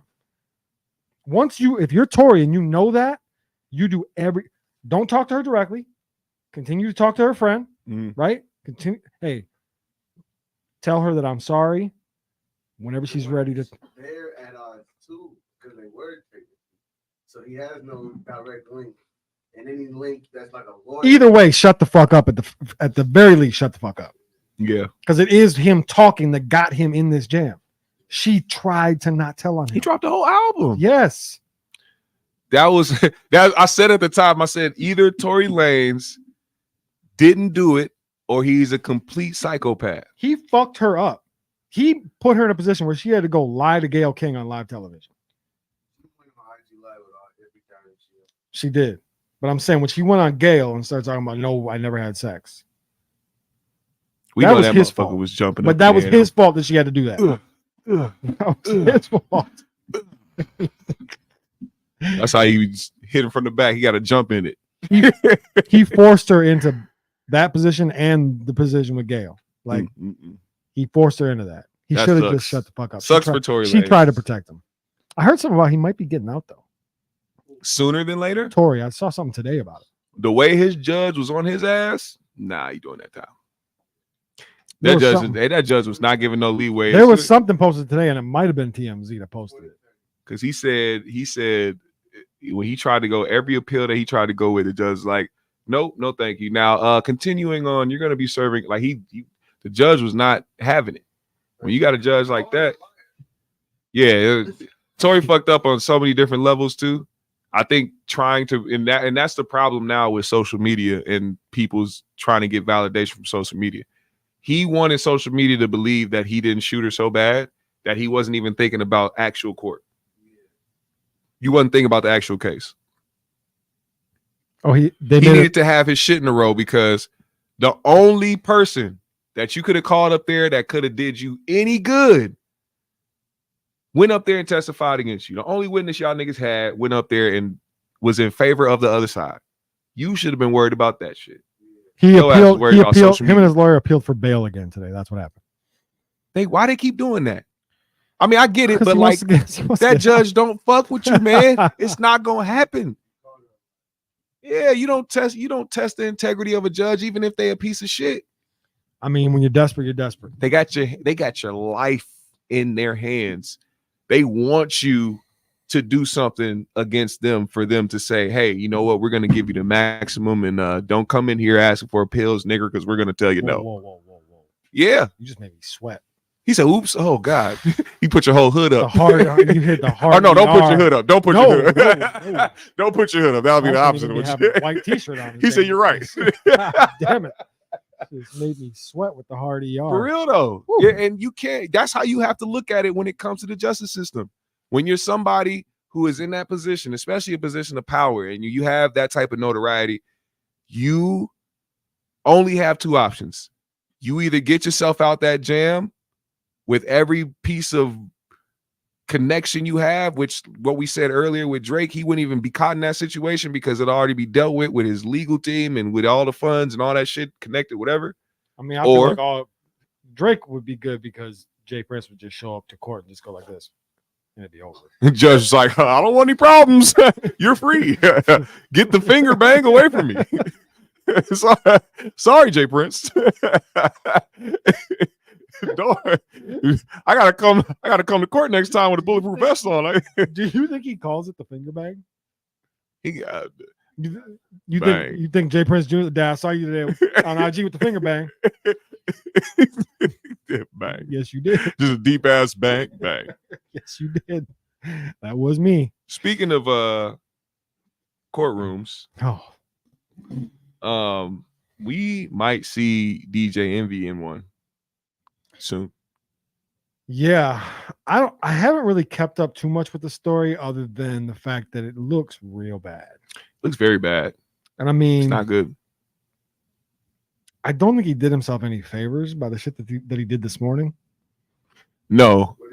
He went on Breakfast Club and professed his innocence. Yeah. Said if he was doing it, I didn't know. Yeah, pretty much. He already said that. He's been saying it. But there's been more people have come out since. He hasn't, right. And No. even Charlamagne was sitting across from him telling him, like, your lawyers told you to shut the fuck up. If I was you, I'd shut the fuck up.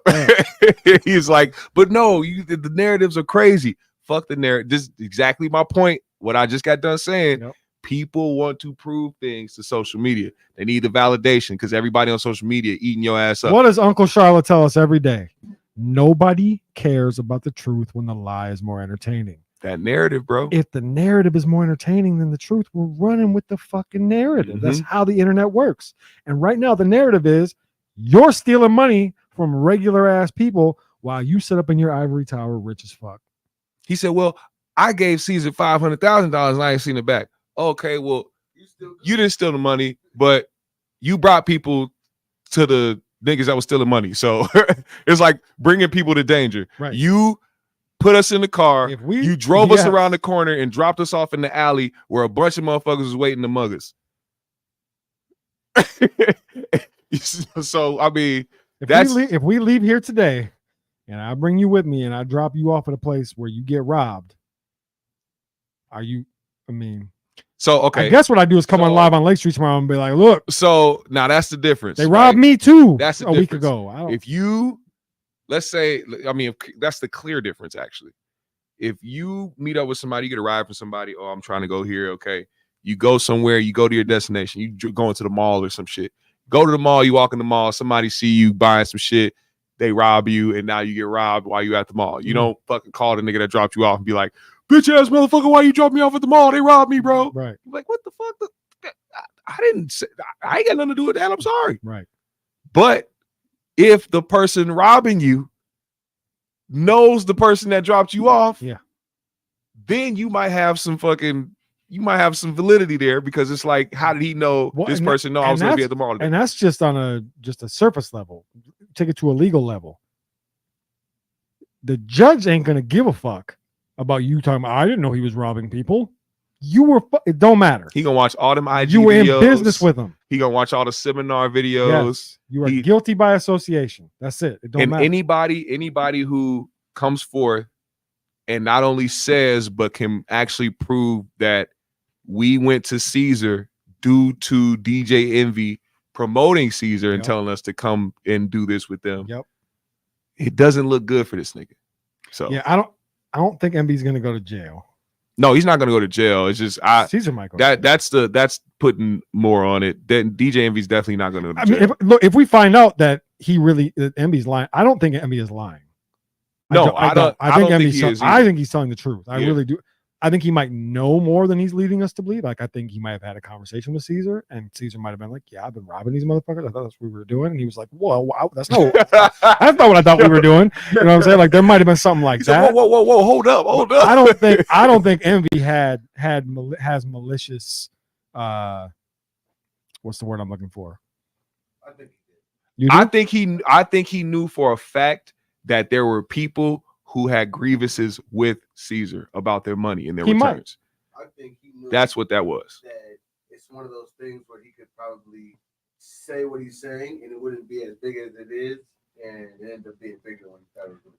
They have an office together. Like it could have been some Like, this is Caesar's room. That's his room. So he just thought. So he was just thinking I could get involved in this, and I got plausible deniability if it gets bad, and then Well, it got worse than he here's was the expecting, thing. and now the deniability is a little tougher. Imagine this is Caesar's office. Imagine right next to here is DJ Envy's office. Yeah.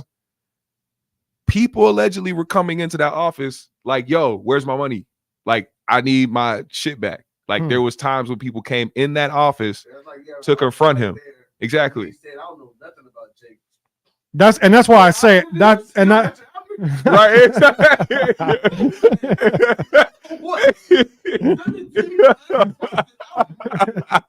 See, and that's the album review Rico. and that's why I say I think Envy might know more than he's leading on. Yeah. Envy doesn't seem like a malicious dude to me, but No, I don't think he took any money. I don't think they're gonna prove that he took any money. It's just he might have. he might have gotten he might get in trouble for bringing people to them, but I don't think it's gonna serve. It's not gonna be jail time. They need to find Caesar. Caesar's on the run right now. Is he really like? He deleted his social media and they cannot find Caesar. Can't find him at all. So either he went to the back of a Popeyes and hung himself, or he is somewhere down in the deep south.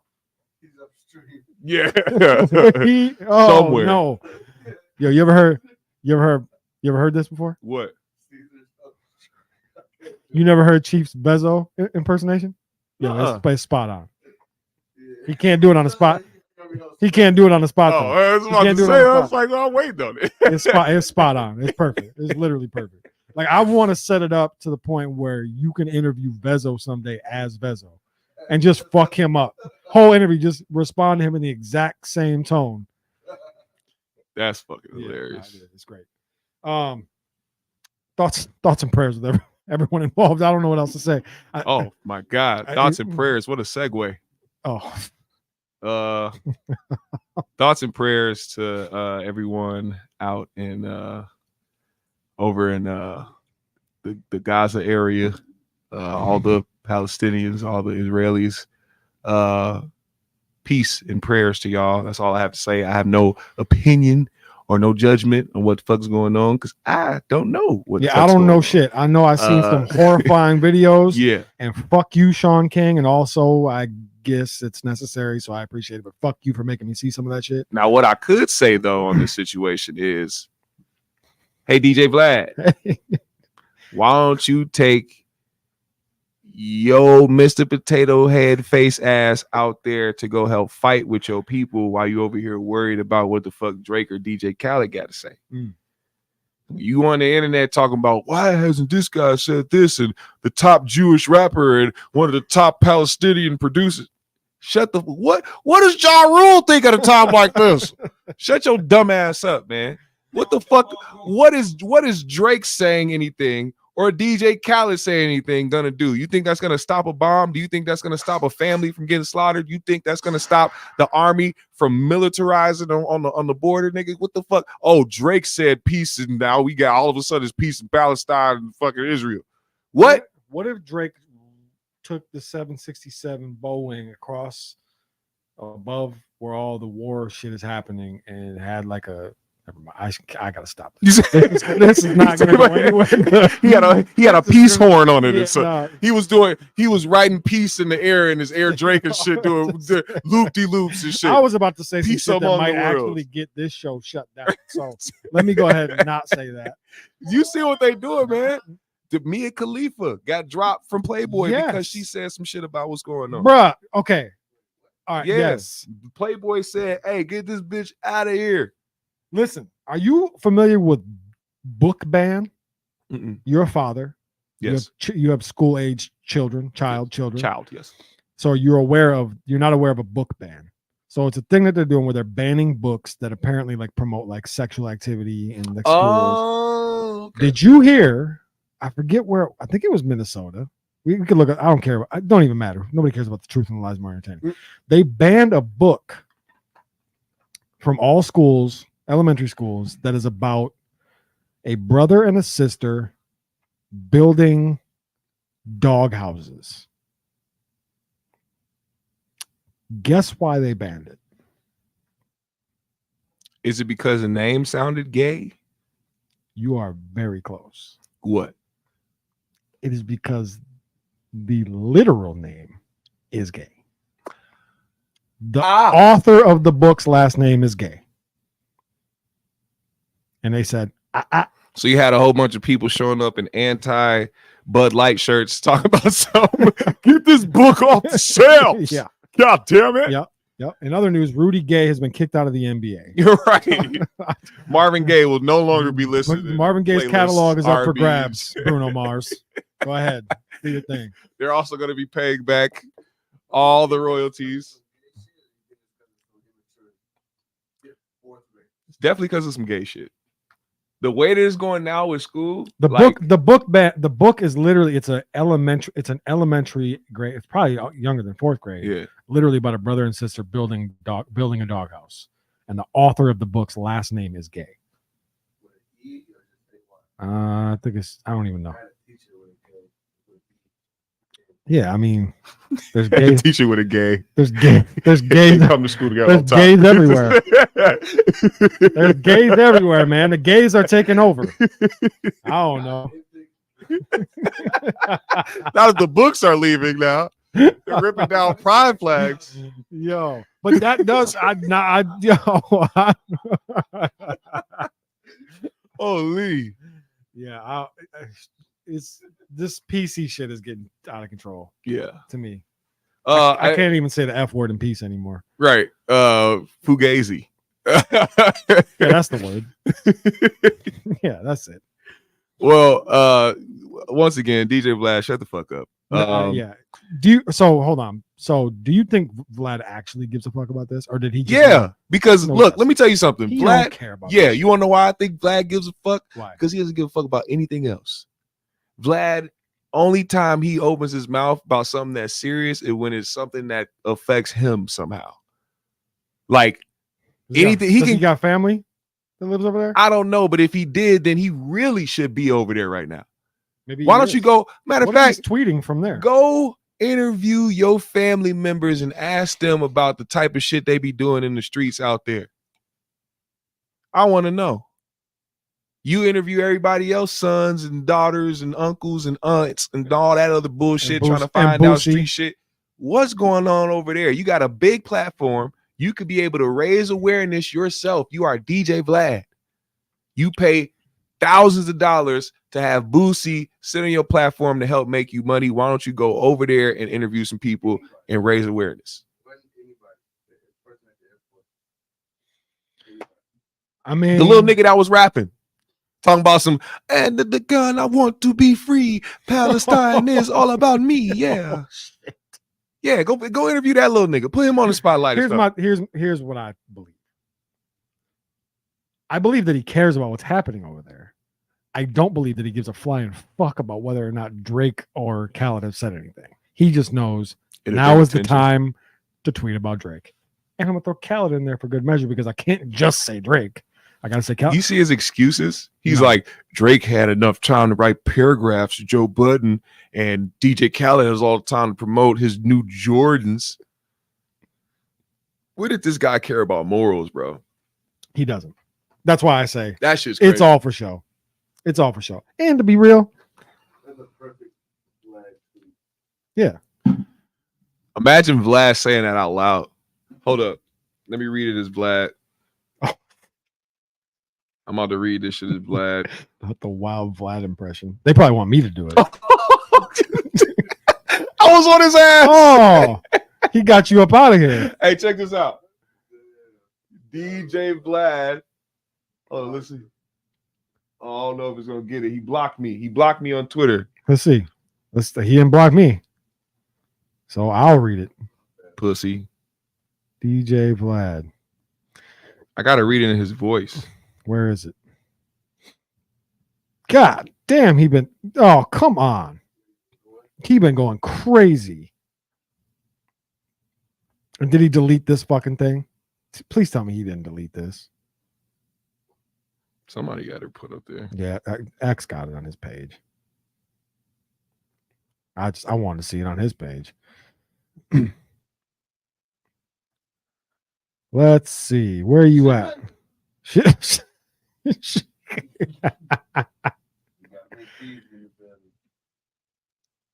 Top of the year. Shit maker the album. Oh, here we go. Let me read it as DJ Vlad. I gotta have a nasally voice, and he like snot in my throat or something. I feel like I should do this, to be honest. They are. Has anyone noticed that the most famous Jewish person on earth, Drake, and the most famous Palestinian person on earth, DJ Khaled, haven't said a single thing about Gaza-Israel conflict? It's not like Drake is too busy, know what I'm saying? He's been writing paragraphs about Joe Budden hurting his feelings about his new album. DJ Khaled has been working overtime promoting his new Jordan sneakers. Both of them have been silent on this topic. Why is that? You told him, huh? Shit, boy. Dumbass, man. I don't like DJ Vlad, bro. I'm glad you blocked me. I hope you know that if I ever came across you in life, DJ Vlad, I would laugh in your face. He got a lot of guns. Oh yeah. He should take him over to. Oh yeah, he be hiding them bitches in his beard. Never mind. You better get his ass out of here. Hey. Hey, you open it up, a whole Draco came out. He said, hey, watch your mouth. Don't come for the beards. Oh man, yeah, no, I don't buy it. I don't believe he actually gives a fuck at all. Shit maker, the album dropping at the top of the year. Hey, get some beats for me, Mick. I got you. Nah, you gotta get them Shit Boy beats. Who is Shit Boy? I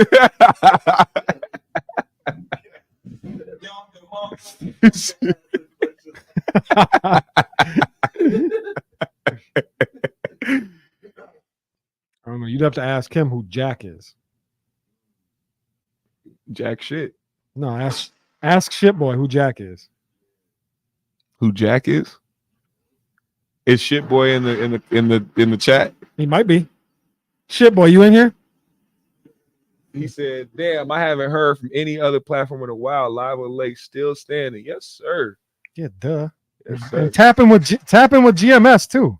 Yeah, tap in with me, man. My little old 46K subs, you know what I'm saying? Go ahead, tap in with me, man. You know what I'm saying?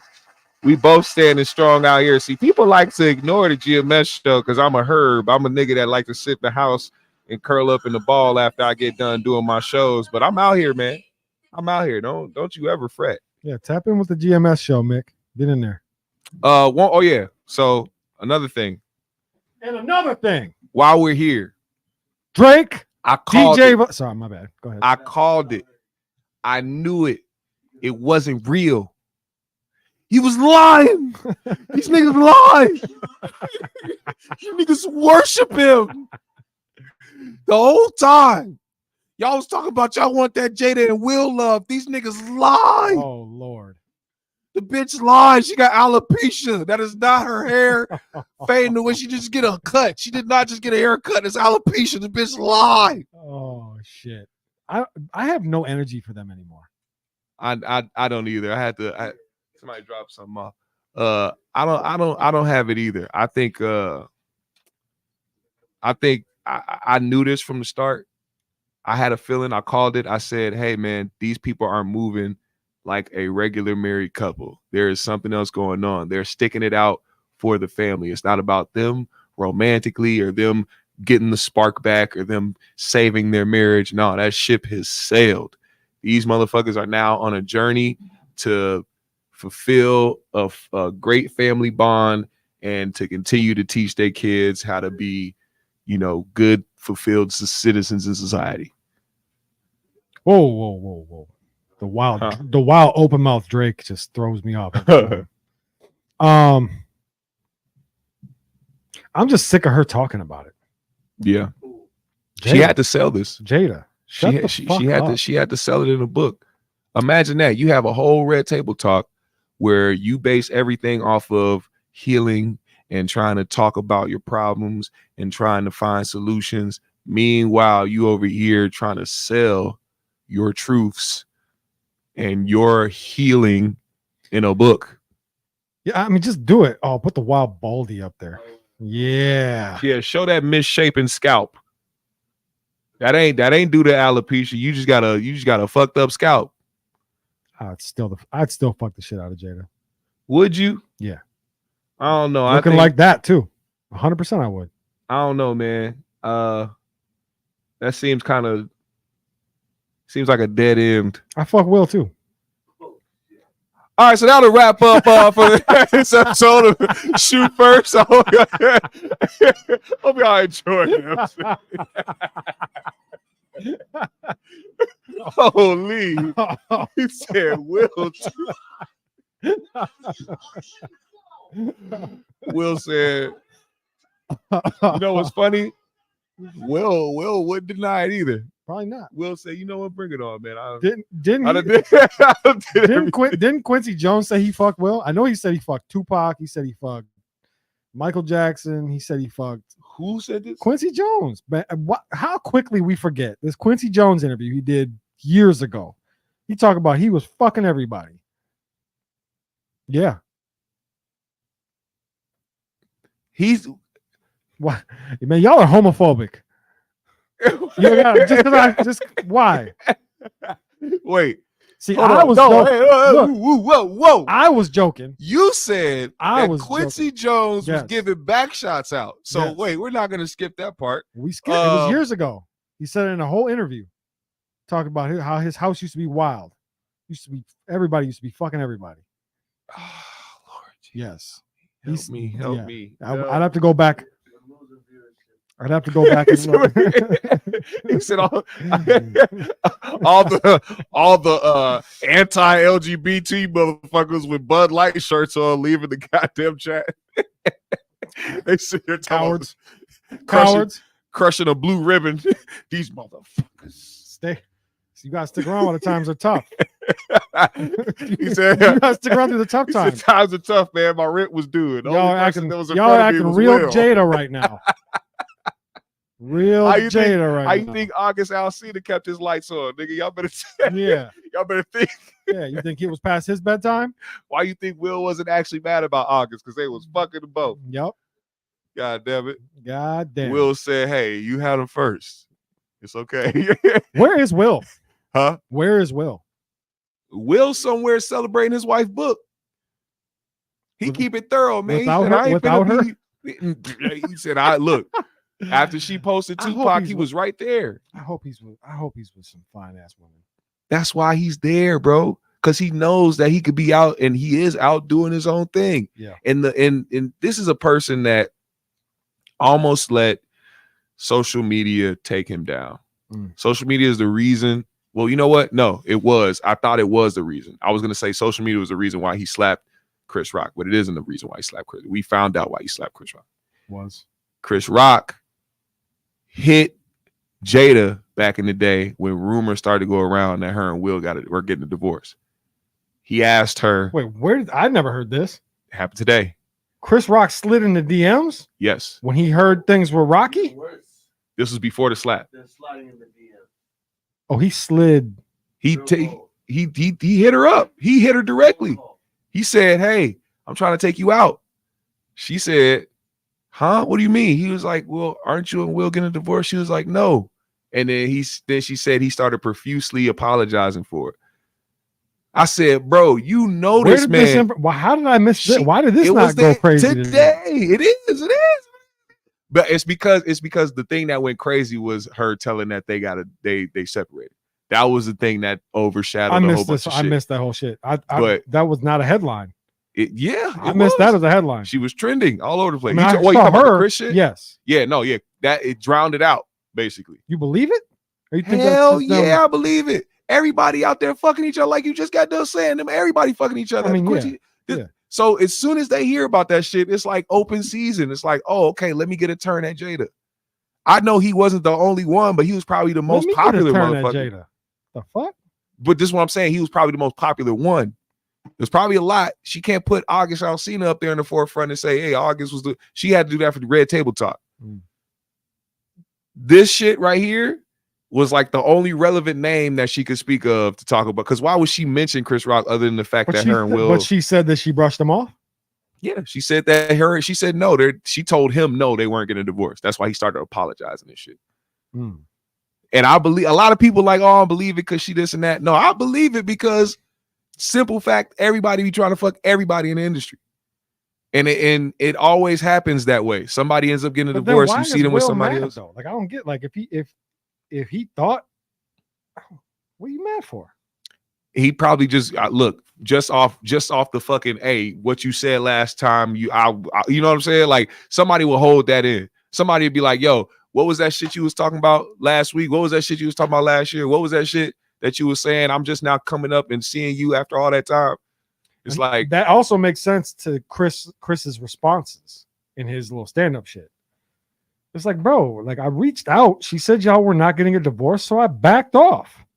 He said that in the stand-up shit? No. But I'm saying like the response, what he did say in the stand-up, that it adds up. Yeah. And Chris has every right to be pissed off about getting smacked. Like I didn't do nothing. I just right. He has a right to feel that way. Yeah. And like I said, that was just Will's like, hey man, you've been doing shit behind the scenes. I need to get at you. But so Chris must have seen Will knee deep in some pussy somewhere and was like, oh, Jada. He didn't give it up. Yeah, like, he didn't give it. See, he kept it real. He didn't give it up. He didn't say what happened. He just saw Will in some pussy and was like, oh, things must not be good. Jada. But see, that's still things foul, not good though. That's still foul though. It is. It's dirty macking a little bit. It's like you gotta not really though. It is because if you coming up talking about I heard y'all get a divorce. It depends on Will and Chris's relationship before that, but it sounds like they didn't really have one. They were cool. They knew each other's families. So it wasn't like he was not, you know what I'm saying? It wasn't like when I don't think so. I don't know. But it wasn't like if Will and Jada showed up somewhere, Chris was only saying hi to Jada. You know what I'm saying? What if Will fucked Chris Rock back in the day? And Chris said, I got this dirt on you. Let me fuck your wife. Oh, shit.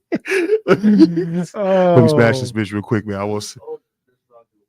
I think Will gotta be. It's a good question. They're probably pretty close.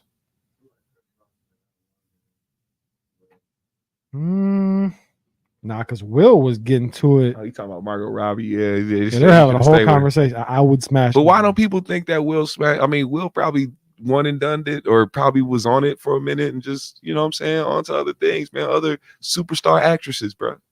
You are Will Smith. Chris Rock is 58. Will is 55. Oh. He said, "Move aside, young buck. Let me go ahead and get it in with this bitch real quick." I mean, I'm not. I don't know. Yeah, I'm pretty much done with their whole bullshit entanglement. It just was interesting because I was right about that situation. I mean, on some level, I understand some of it. I've been through similar shit with my family. Like I've been like being together, but not really together, but kind of together, but not really together. Like I've been through that.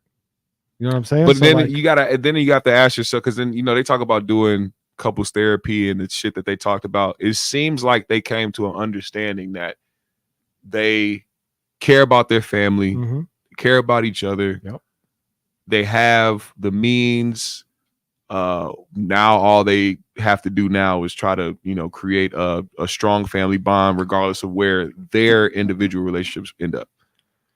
Yeah. And if that's cool with them, I don't think anybody should have a problem with the fuck. Yeah, no, I agree. You know what I mean? Yeah. Like I talked about that before. I mean, a lot of people had their opinions about Jada and what she does, but hopefully after this shit, y'all motherfuckers realize that them motherfuckers been in their own shit for a while. Yeah, I mean, at this point,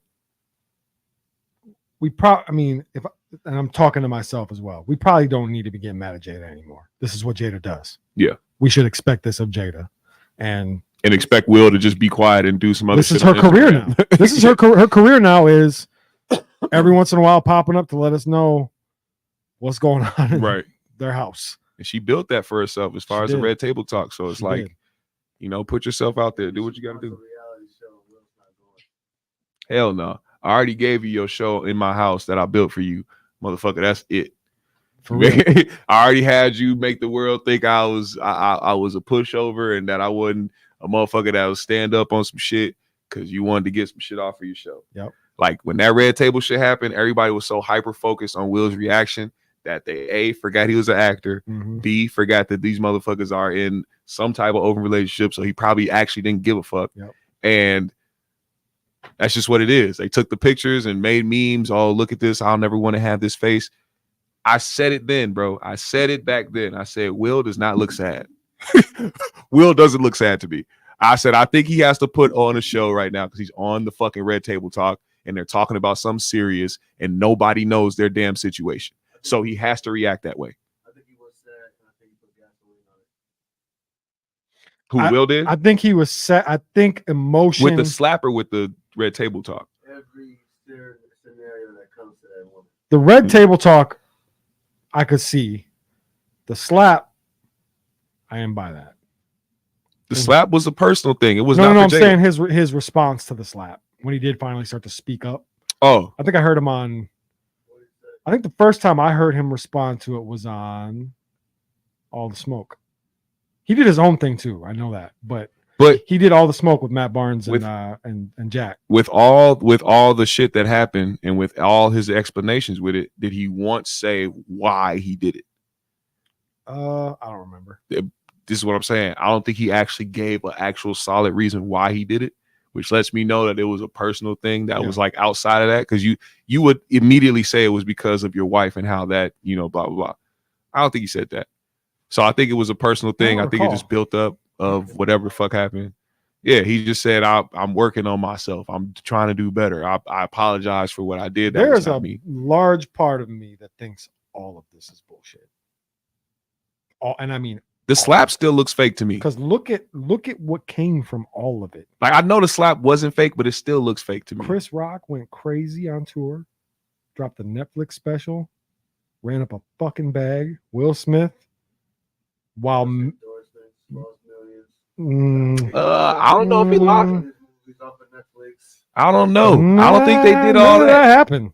I think he got dropped from the Academy. Like 2 movies that they stopped producing. No, they dropped one. The fucking Slave movie on Apple TV. Oh yeah, that's right. That was after. Not Yeah. a year. But that was the only project he had going on. He had shit going on that was on pause. And that was on talks for like a good couple months. Damn, I didn't hear about that. The movie was out of nowhere. Then they independently filmed. That was how he was trying to get his good graces back. He said, I'm gonna do what they want me to do. I'm gonna run through a field.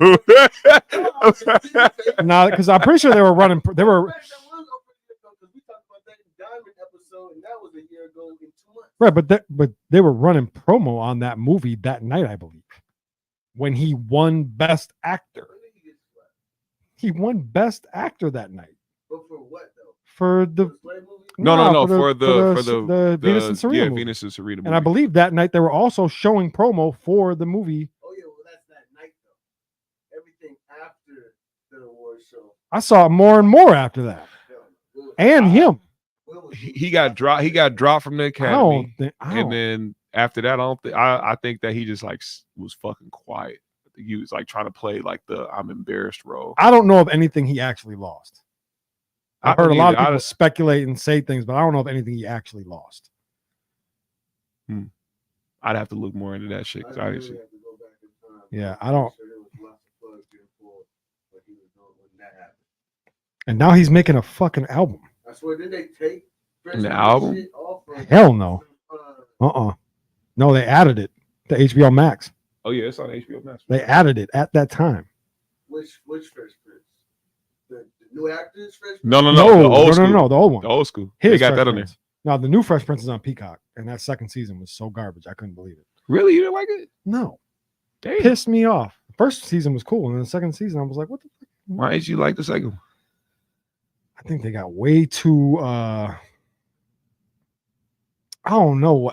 They just got way too corny. It got way too out of its way. It was so over dramatized. Like even like it was literally from Jump. You're playing pickup basketball games for money. Yeah. Yeah. Are you making a lot? Yeah, I'm doing pretty good. I do think that they were doing a little bit.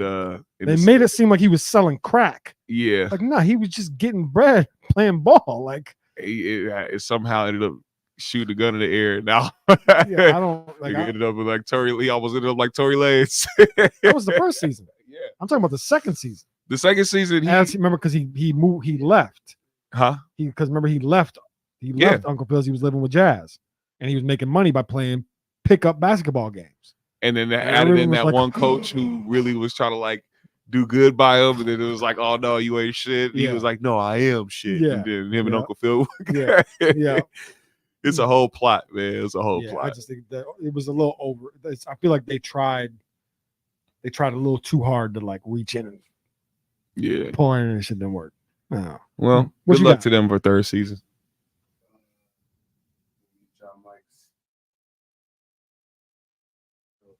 What?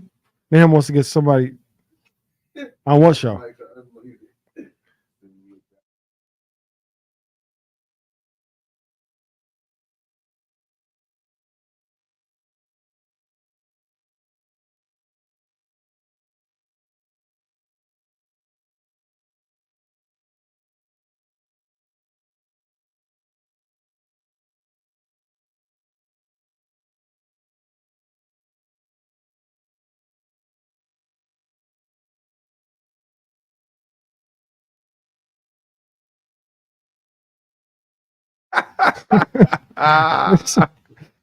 Yo.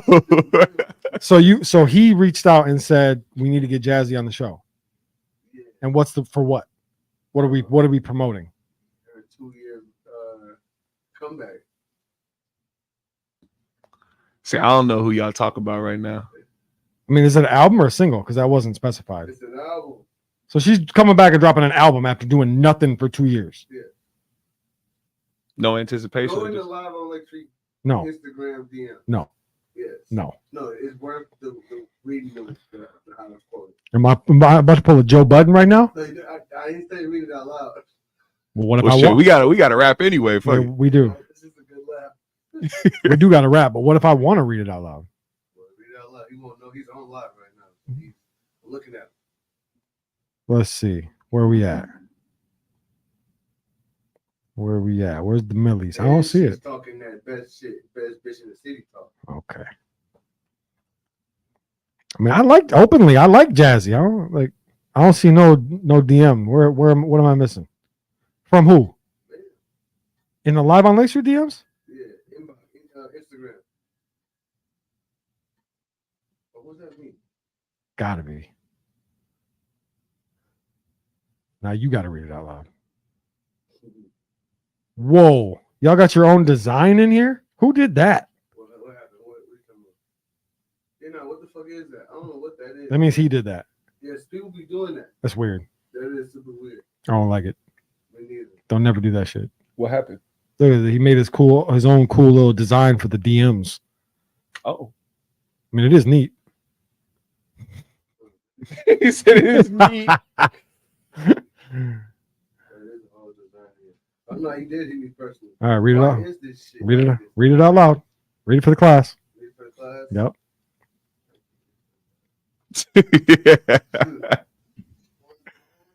Hey, Brian Michael Cox just commented on my post on IG. Word? Yep.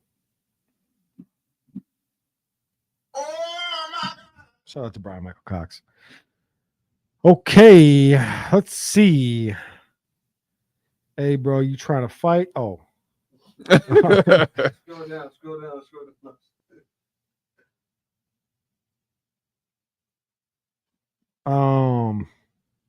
Can I respond? No.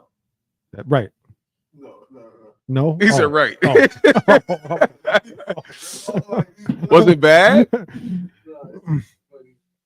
We could do it. We gotta talk about it later. Interesting. I don't know what.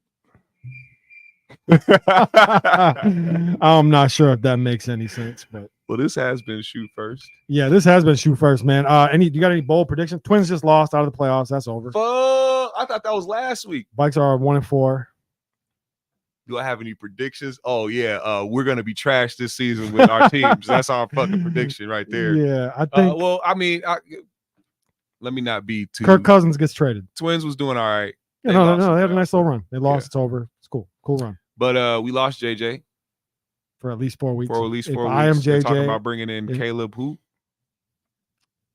It's like Caleb White or something. Oh, Caleb Williams. Caleb Williams. Well, Caleb Williams will be the number 1 pick in next year's draft, quarterback from USC. Okay, so yeah, I mean, I guess if we're looking forward to next season. So here's the thing. I think you're 1-4. You're about to be 1-5. Probably 1-6. Oh, who we got next? Probably 1-6. Next we got Chicago. Don't do that to us. Kids look pretty good, and the Vikes have not looked great. Chicago's still rebuilding. We got no JJ, and they what? They last in they shit too. They're in our shit, and they ain't last. The Bears? Yeah, they've been looking good the last 2 weeks. The Bears, like the Bears. Correct. But anyways, let me see. So I would say at this point, don't put JJ back on the field. Do not put JJ back on the field. Call it a season-ending injury. Trade Kirk Cousins. No disrespect to Kirk. I love Kirk. I'm not a Kirk hater. Trade Kirk Cousins now, and tank the season. Completely tank the season. Get that number 1 pick. Get Caleb Williams up in here. See why you got me going looking up facts now? What you talking about? Them motherfuckers is last right under us. They 1-4. We 1-4. Oh well, I mean whatever. Who cares? I mean they're still last. Yeah, but they last, motherfucker. they under us. You want to know why? Why? Because they've played division games. We have not. We have not played one division opponent yet. They have. Man. We're about to play our first division opponent on Sunday. We're gonna spank them guys, and we're gonna lose. We can't let that happen. We want to lose. I got a vendetta against some Chicago Bears fans. We want to lose. They've been beating themselves, bro. The Vikings have single-handedly been beating themselves every game. We want to lose. We are 1-4. We are not going to make the playoffs this year. Even if we did, we ain't and doing what was last season? Opposed to last season, we started out what, like 9-0 or some shit? Yeah, this year's been the exact opposite. All the things that went right last year are going wrong this year. Now we have the Timberwolves on the horizon. Right, yay! Right. So happy about that. And I'm being serious about this. I'm not bullshit. Trade Kirk Cousins now. Trade him. Get him to a contender. Let him go to the Jets or get him up out of here. Get something for him. Let JJ sit and marinate. Don't get hurt any worse. Pay him in the offseason, which they already should have done. Get the number 1 overall pick. Get Caleb Williams in here. We got our coach. We got our young superstar. Get another young superstar. Let's go. The Vikings. Not likely to happen, by the way. Not with a 36-year-old second-year head coach. He ain't gonna tank. But I wish he would. Interesting, man. I'm hopeful for us. It just sucks seeing that shit over and over again. Like I said, we're beating ourselves, bro. It's not really the other teams, it's us. I'm no longer invested. I don't give a shit. I used to care so much. I mean, I want us to win, but I don't cry over it no more. I don't. Same with the Timberwolves. Timberwolves I've been boycotting for years. Yeah. My boycott's almost over. As soon as Glenn Taylor gets his ass up out of here, I'm back. As soon as Cat gets his ass up out of here. It ain't about Cat for me, but I would not mind that either. That ain't gonna happen. You don't think that's you don't? No. I can see them rebuilding with Ant. I mean, I think we're already building with Ant. Rebuilding. We're not on a rebuild right now. We need to be. No, we don't. Why not? Because we're winning. We're getting better. We're improving. As the seasons go on, we're improving. And we should be improved this year. I think they got us on a 50-win projection this year. That's a projection, man. They got us at the number 2 seed. That's a projection. I know, but the projection last year was accurate.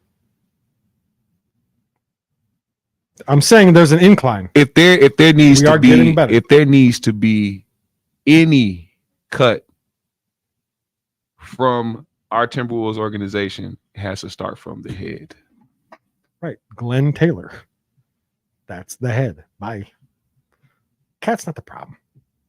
I don't like Cat's complaining and bitching either, but Cat is still one of the best centers in the league. You think we can get something done with both Cat and that big super spreading ass piece of shit, Rudy Gay? playing together, leaving it so that Ant can't dominate the inside like he could be doing if he had the chance. But it's two big stupid motherfuckers down there in the paint that we got to worry about, and hopefully they actually feel like doing something. I don't want to. I don't even want to. to have this debate because the truth is, I don't give a fuck, and I'm boycotting the Timberwolves. I don't care to argue for them, but I do think, but I don't. Business wise and team wise, it is not time for a rebuild. A rebuild would be a setback. You just gave Rudy a ton of fucking money.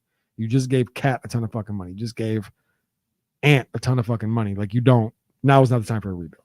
Business wise, it makes no sense. It's sad, man. And A-Rod and what's his name are about to take over fully as ownership. So, shout out to A-Rod. He got some of that J-Lo coochie when it was, you know, when it was marinating. That shit is probably still incredible. I don't know, man. I think once you go backwards, that means the coochie is at the end of his ropes. Oh, because she went back to Ben. Damn, she all gaped out. Not even just that. It's probably just soggy. You saying J-Lo got the gape? She got the grape, nigga. She got the grape, the grape that been left out. The grape gape all night. Yeah, the grape, man. It's just wrinkled. It's soggy. It's just too much moisture. I'll still take it. Shout out to J-Lo. I'm just kidding. It's all jokes. I'll figure it out. It's all jokes. Don't come figure for it me. out. Them Spanish women are crazy. She just show up at the door with a switchblade. Yeah. On some South Park shit. J-Lo gives me a shot. I'll figure out what to do. You gonna take it? I'll figure out what to do with the grape gape. I'll get my nutrition all day. Yeah, we'll figure it out. You gonna eat them grapes. Yeah, we'll be fine. We'll figure it out. All right, man. That's it. Tell them where to follow you, man. Hey, man, you can follow me on IG, Black GMS, BLACKKGMS. Also, the GMS Show, the GMS Show, as well as on YouTube, the GMS Show. Shout out to y'all, man. Subscribe, follow, all that great shit. Oh, and we're gonna get our cash apps up here at some point. So make sure y'all go and do that as well, man. What's your cash app? My first and last name 50. I'll just put it in there. All right, cool. Yeah, type your cash app in there. Well, follow me everywhere at Jake Faircloth1. Follow us everywhere at Live on Lake Street. Subscribe to the channel. Like, share, comment, all that good shit. We appreciate y'all. It's been another episode of Shoot First. My cash app is Jake Faircloth. If you want to send me money, send me. Oh wait, my bad. That's it.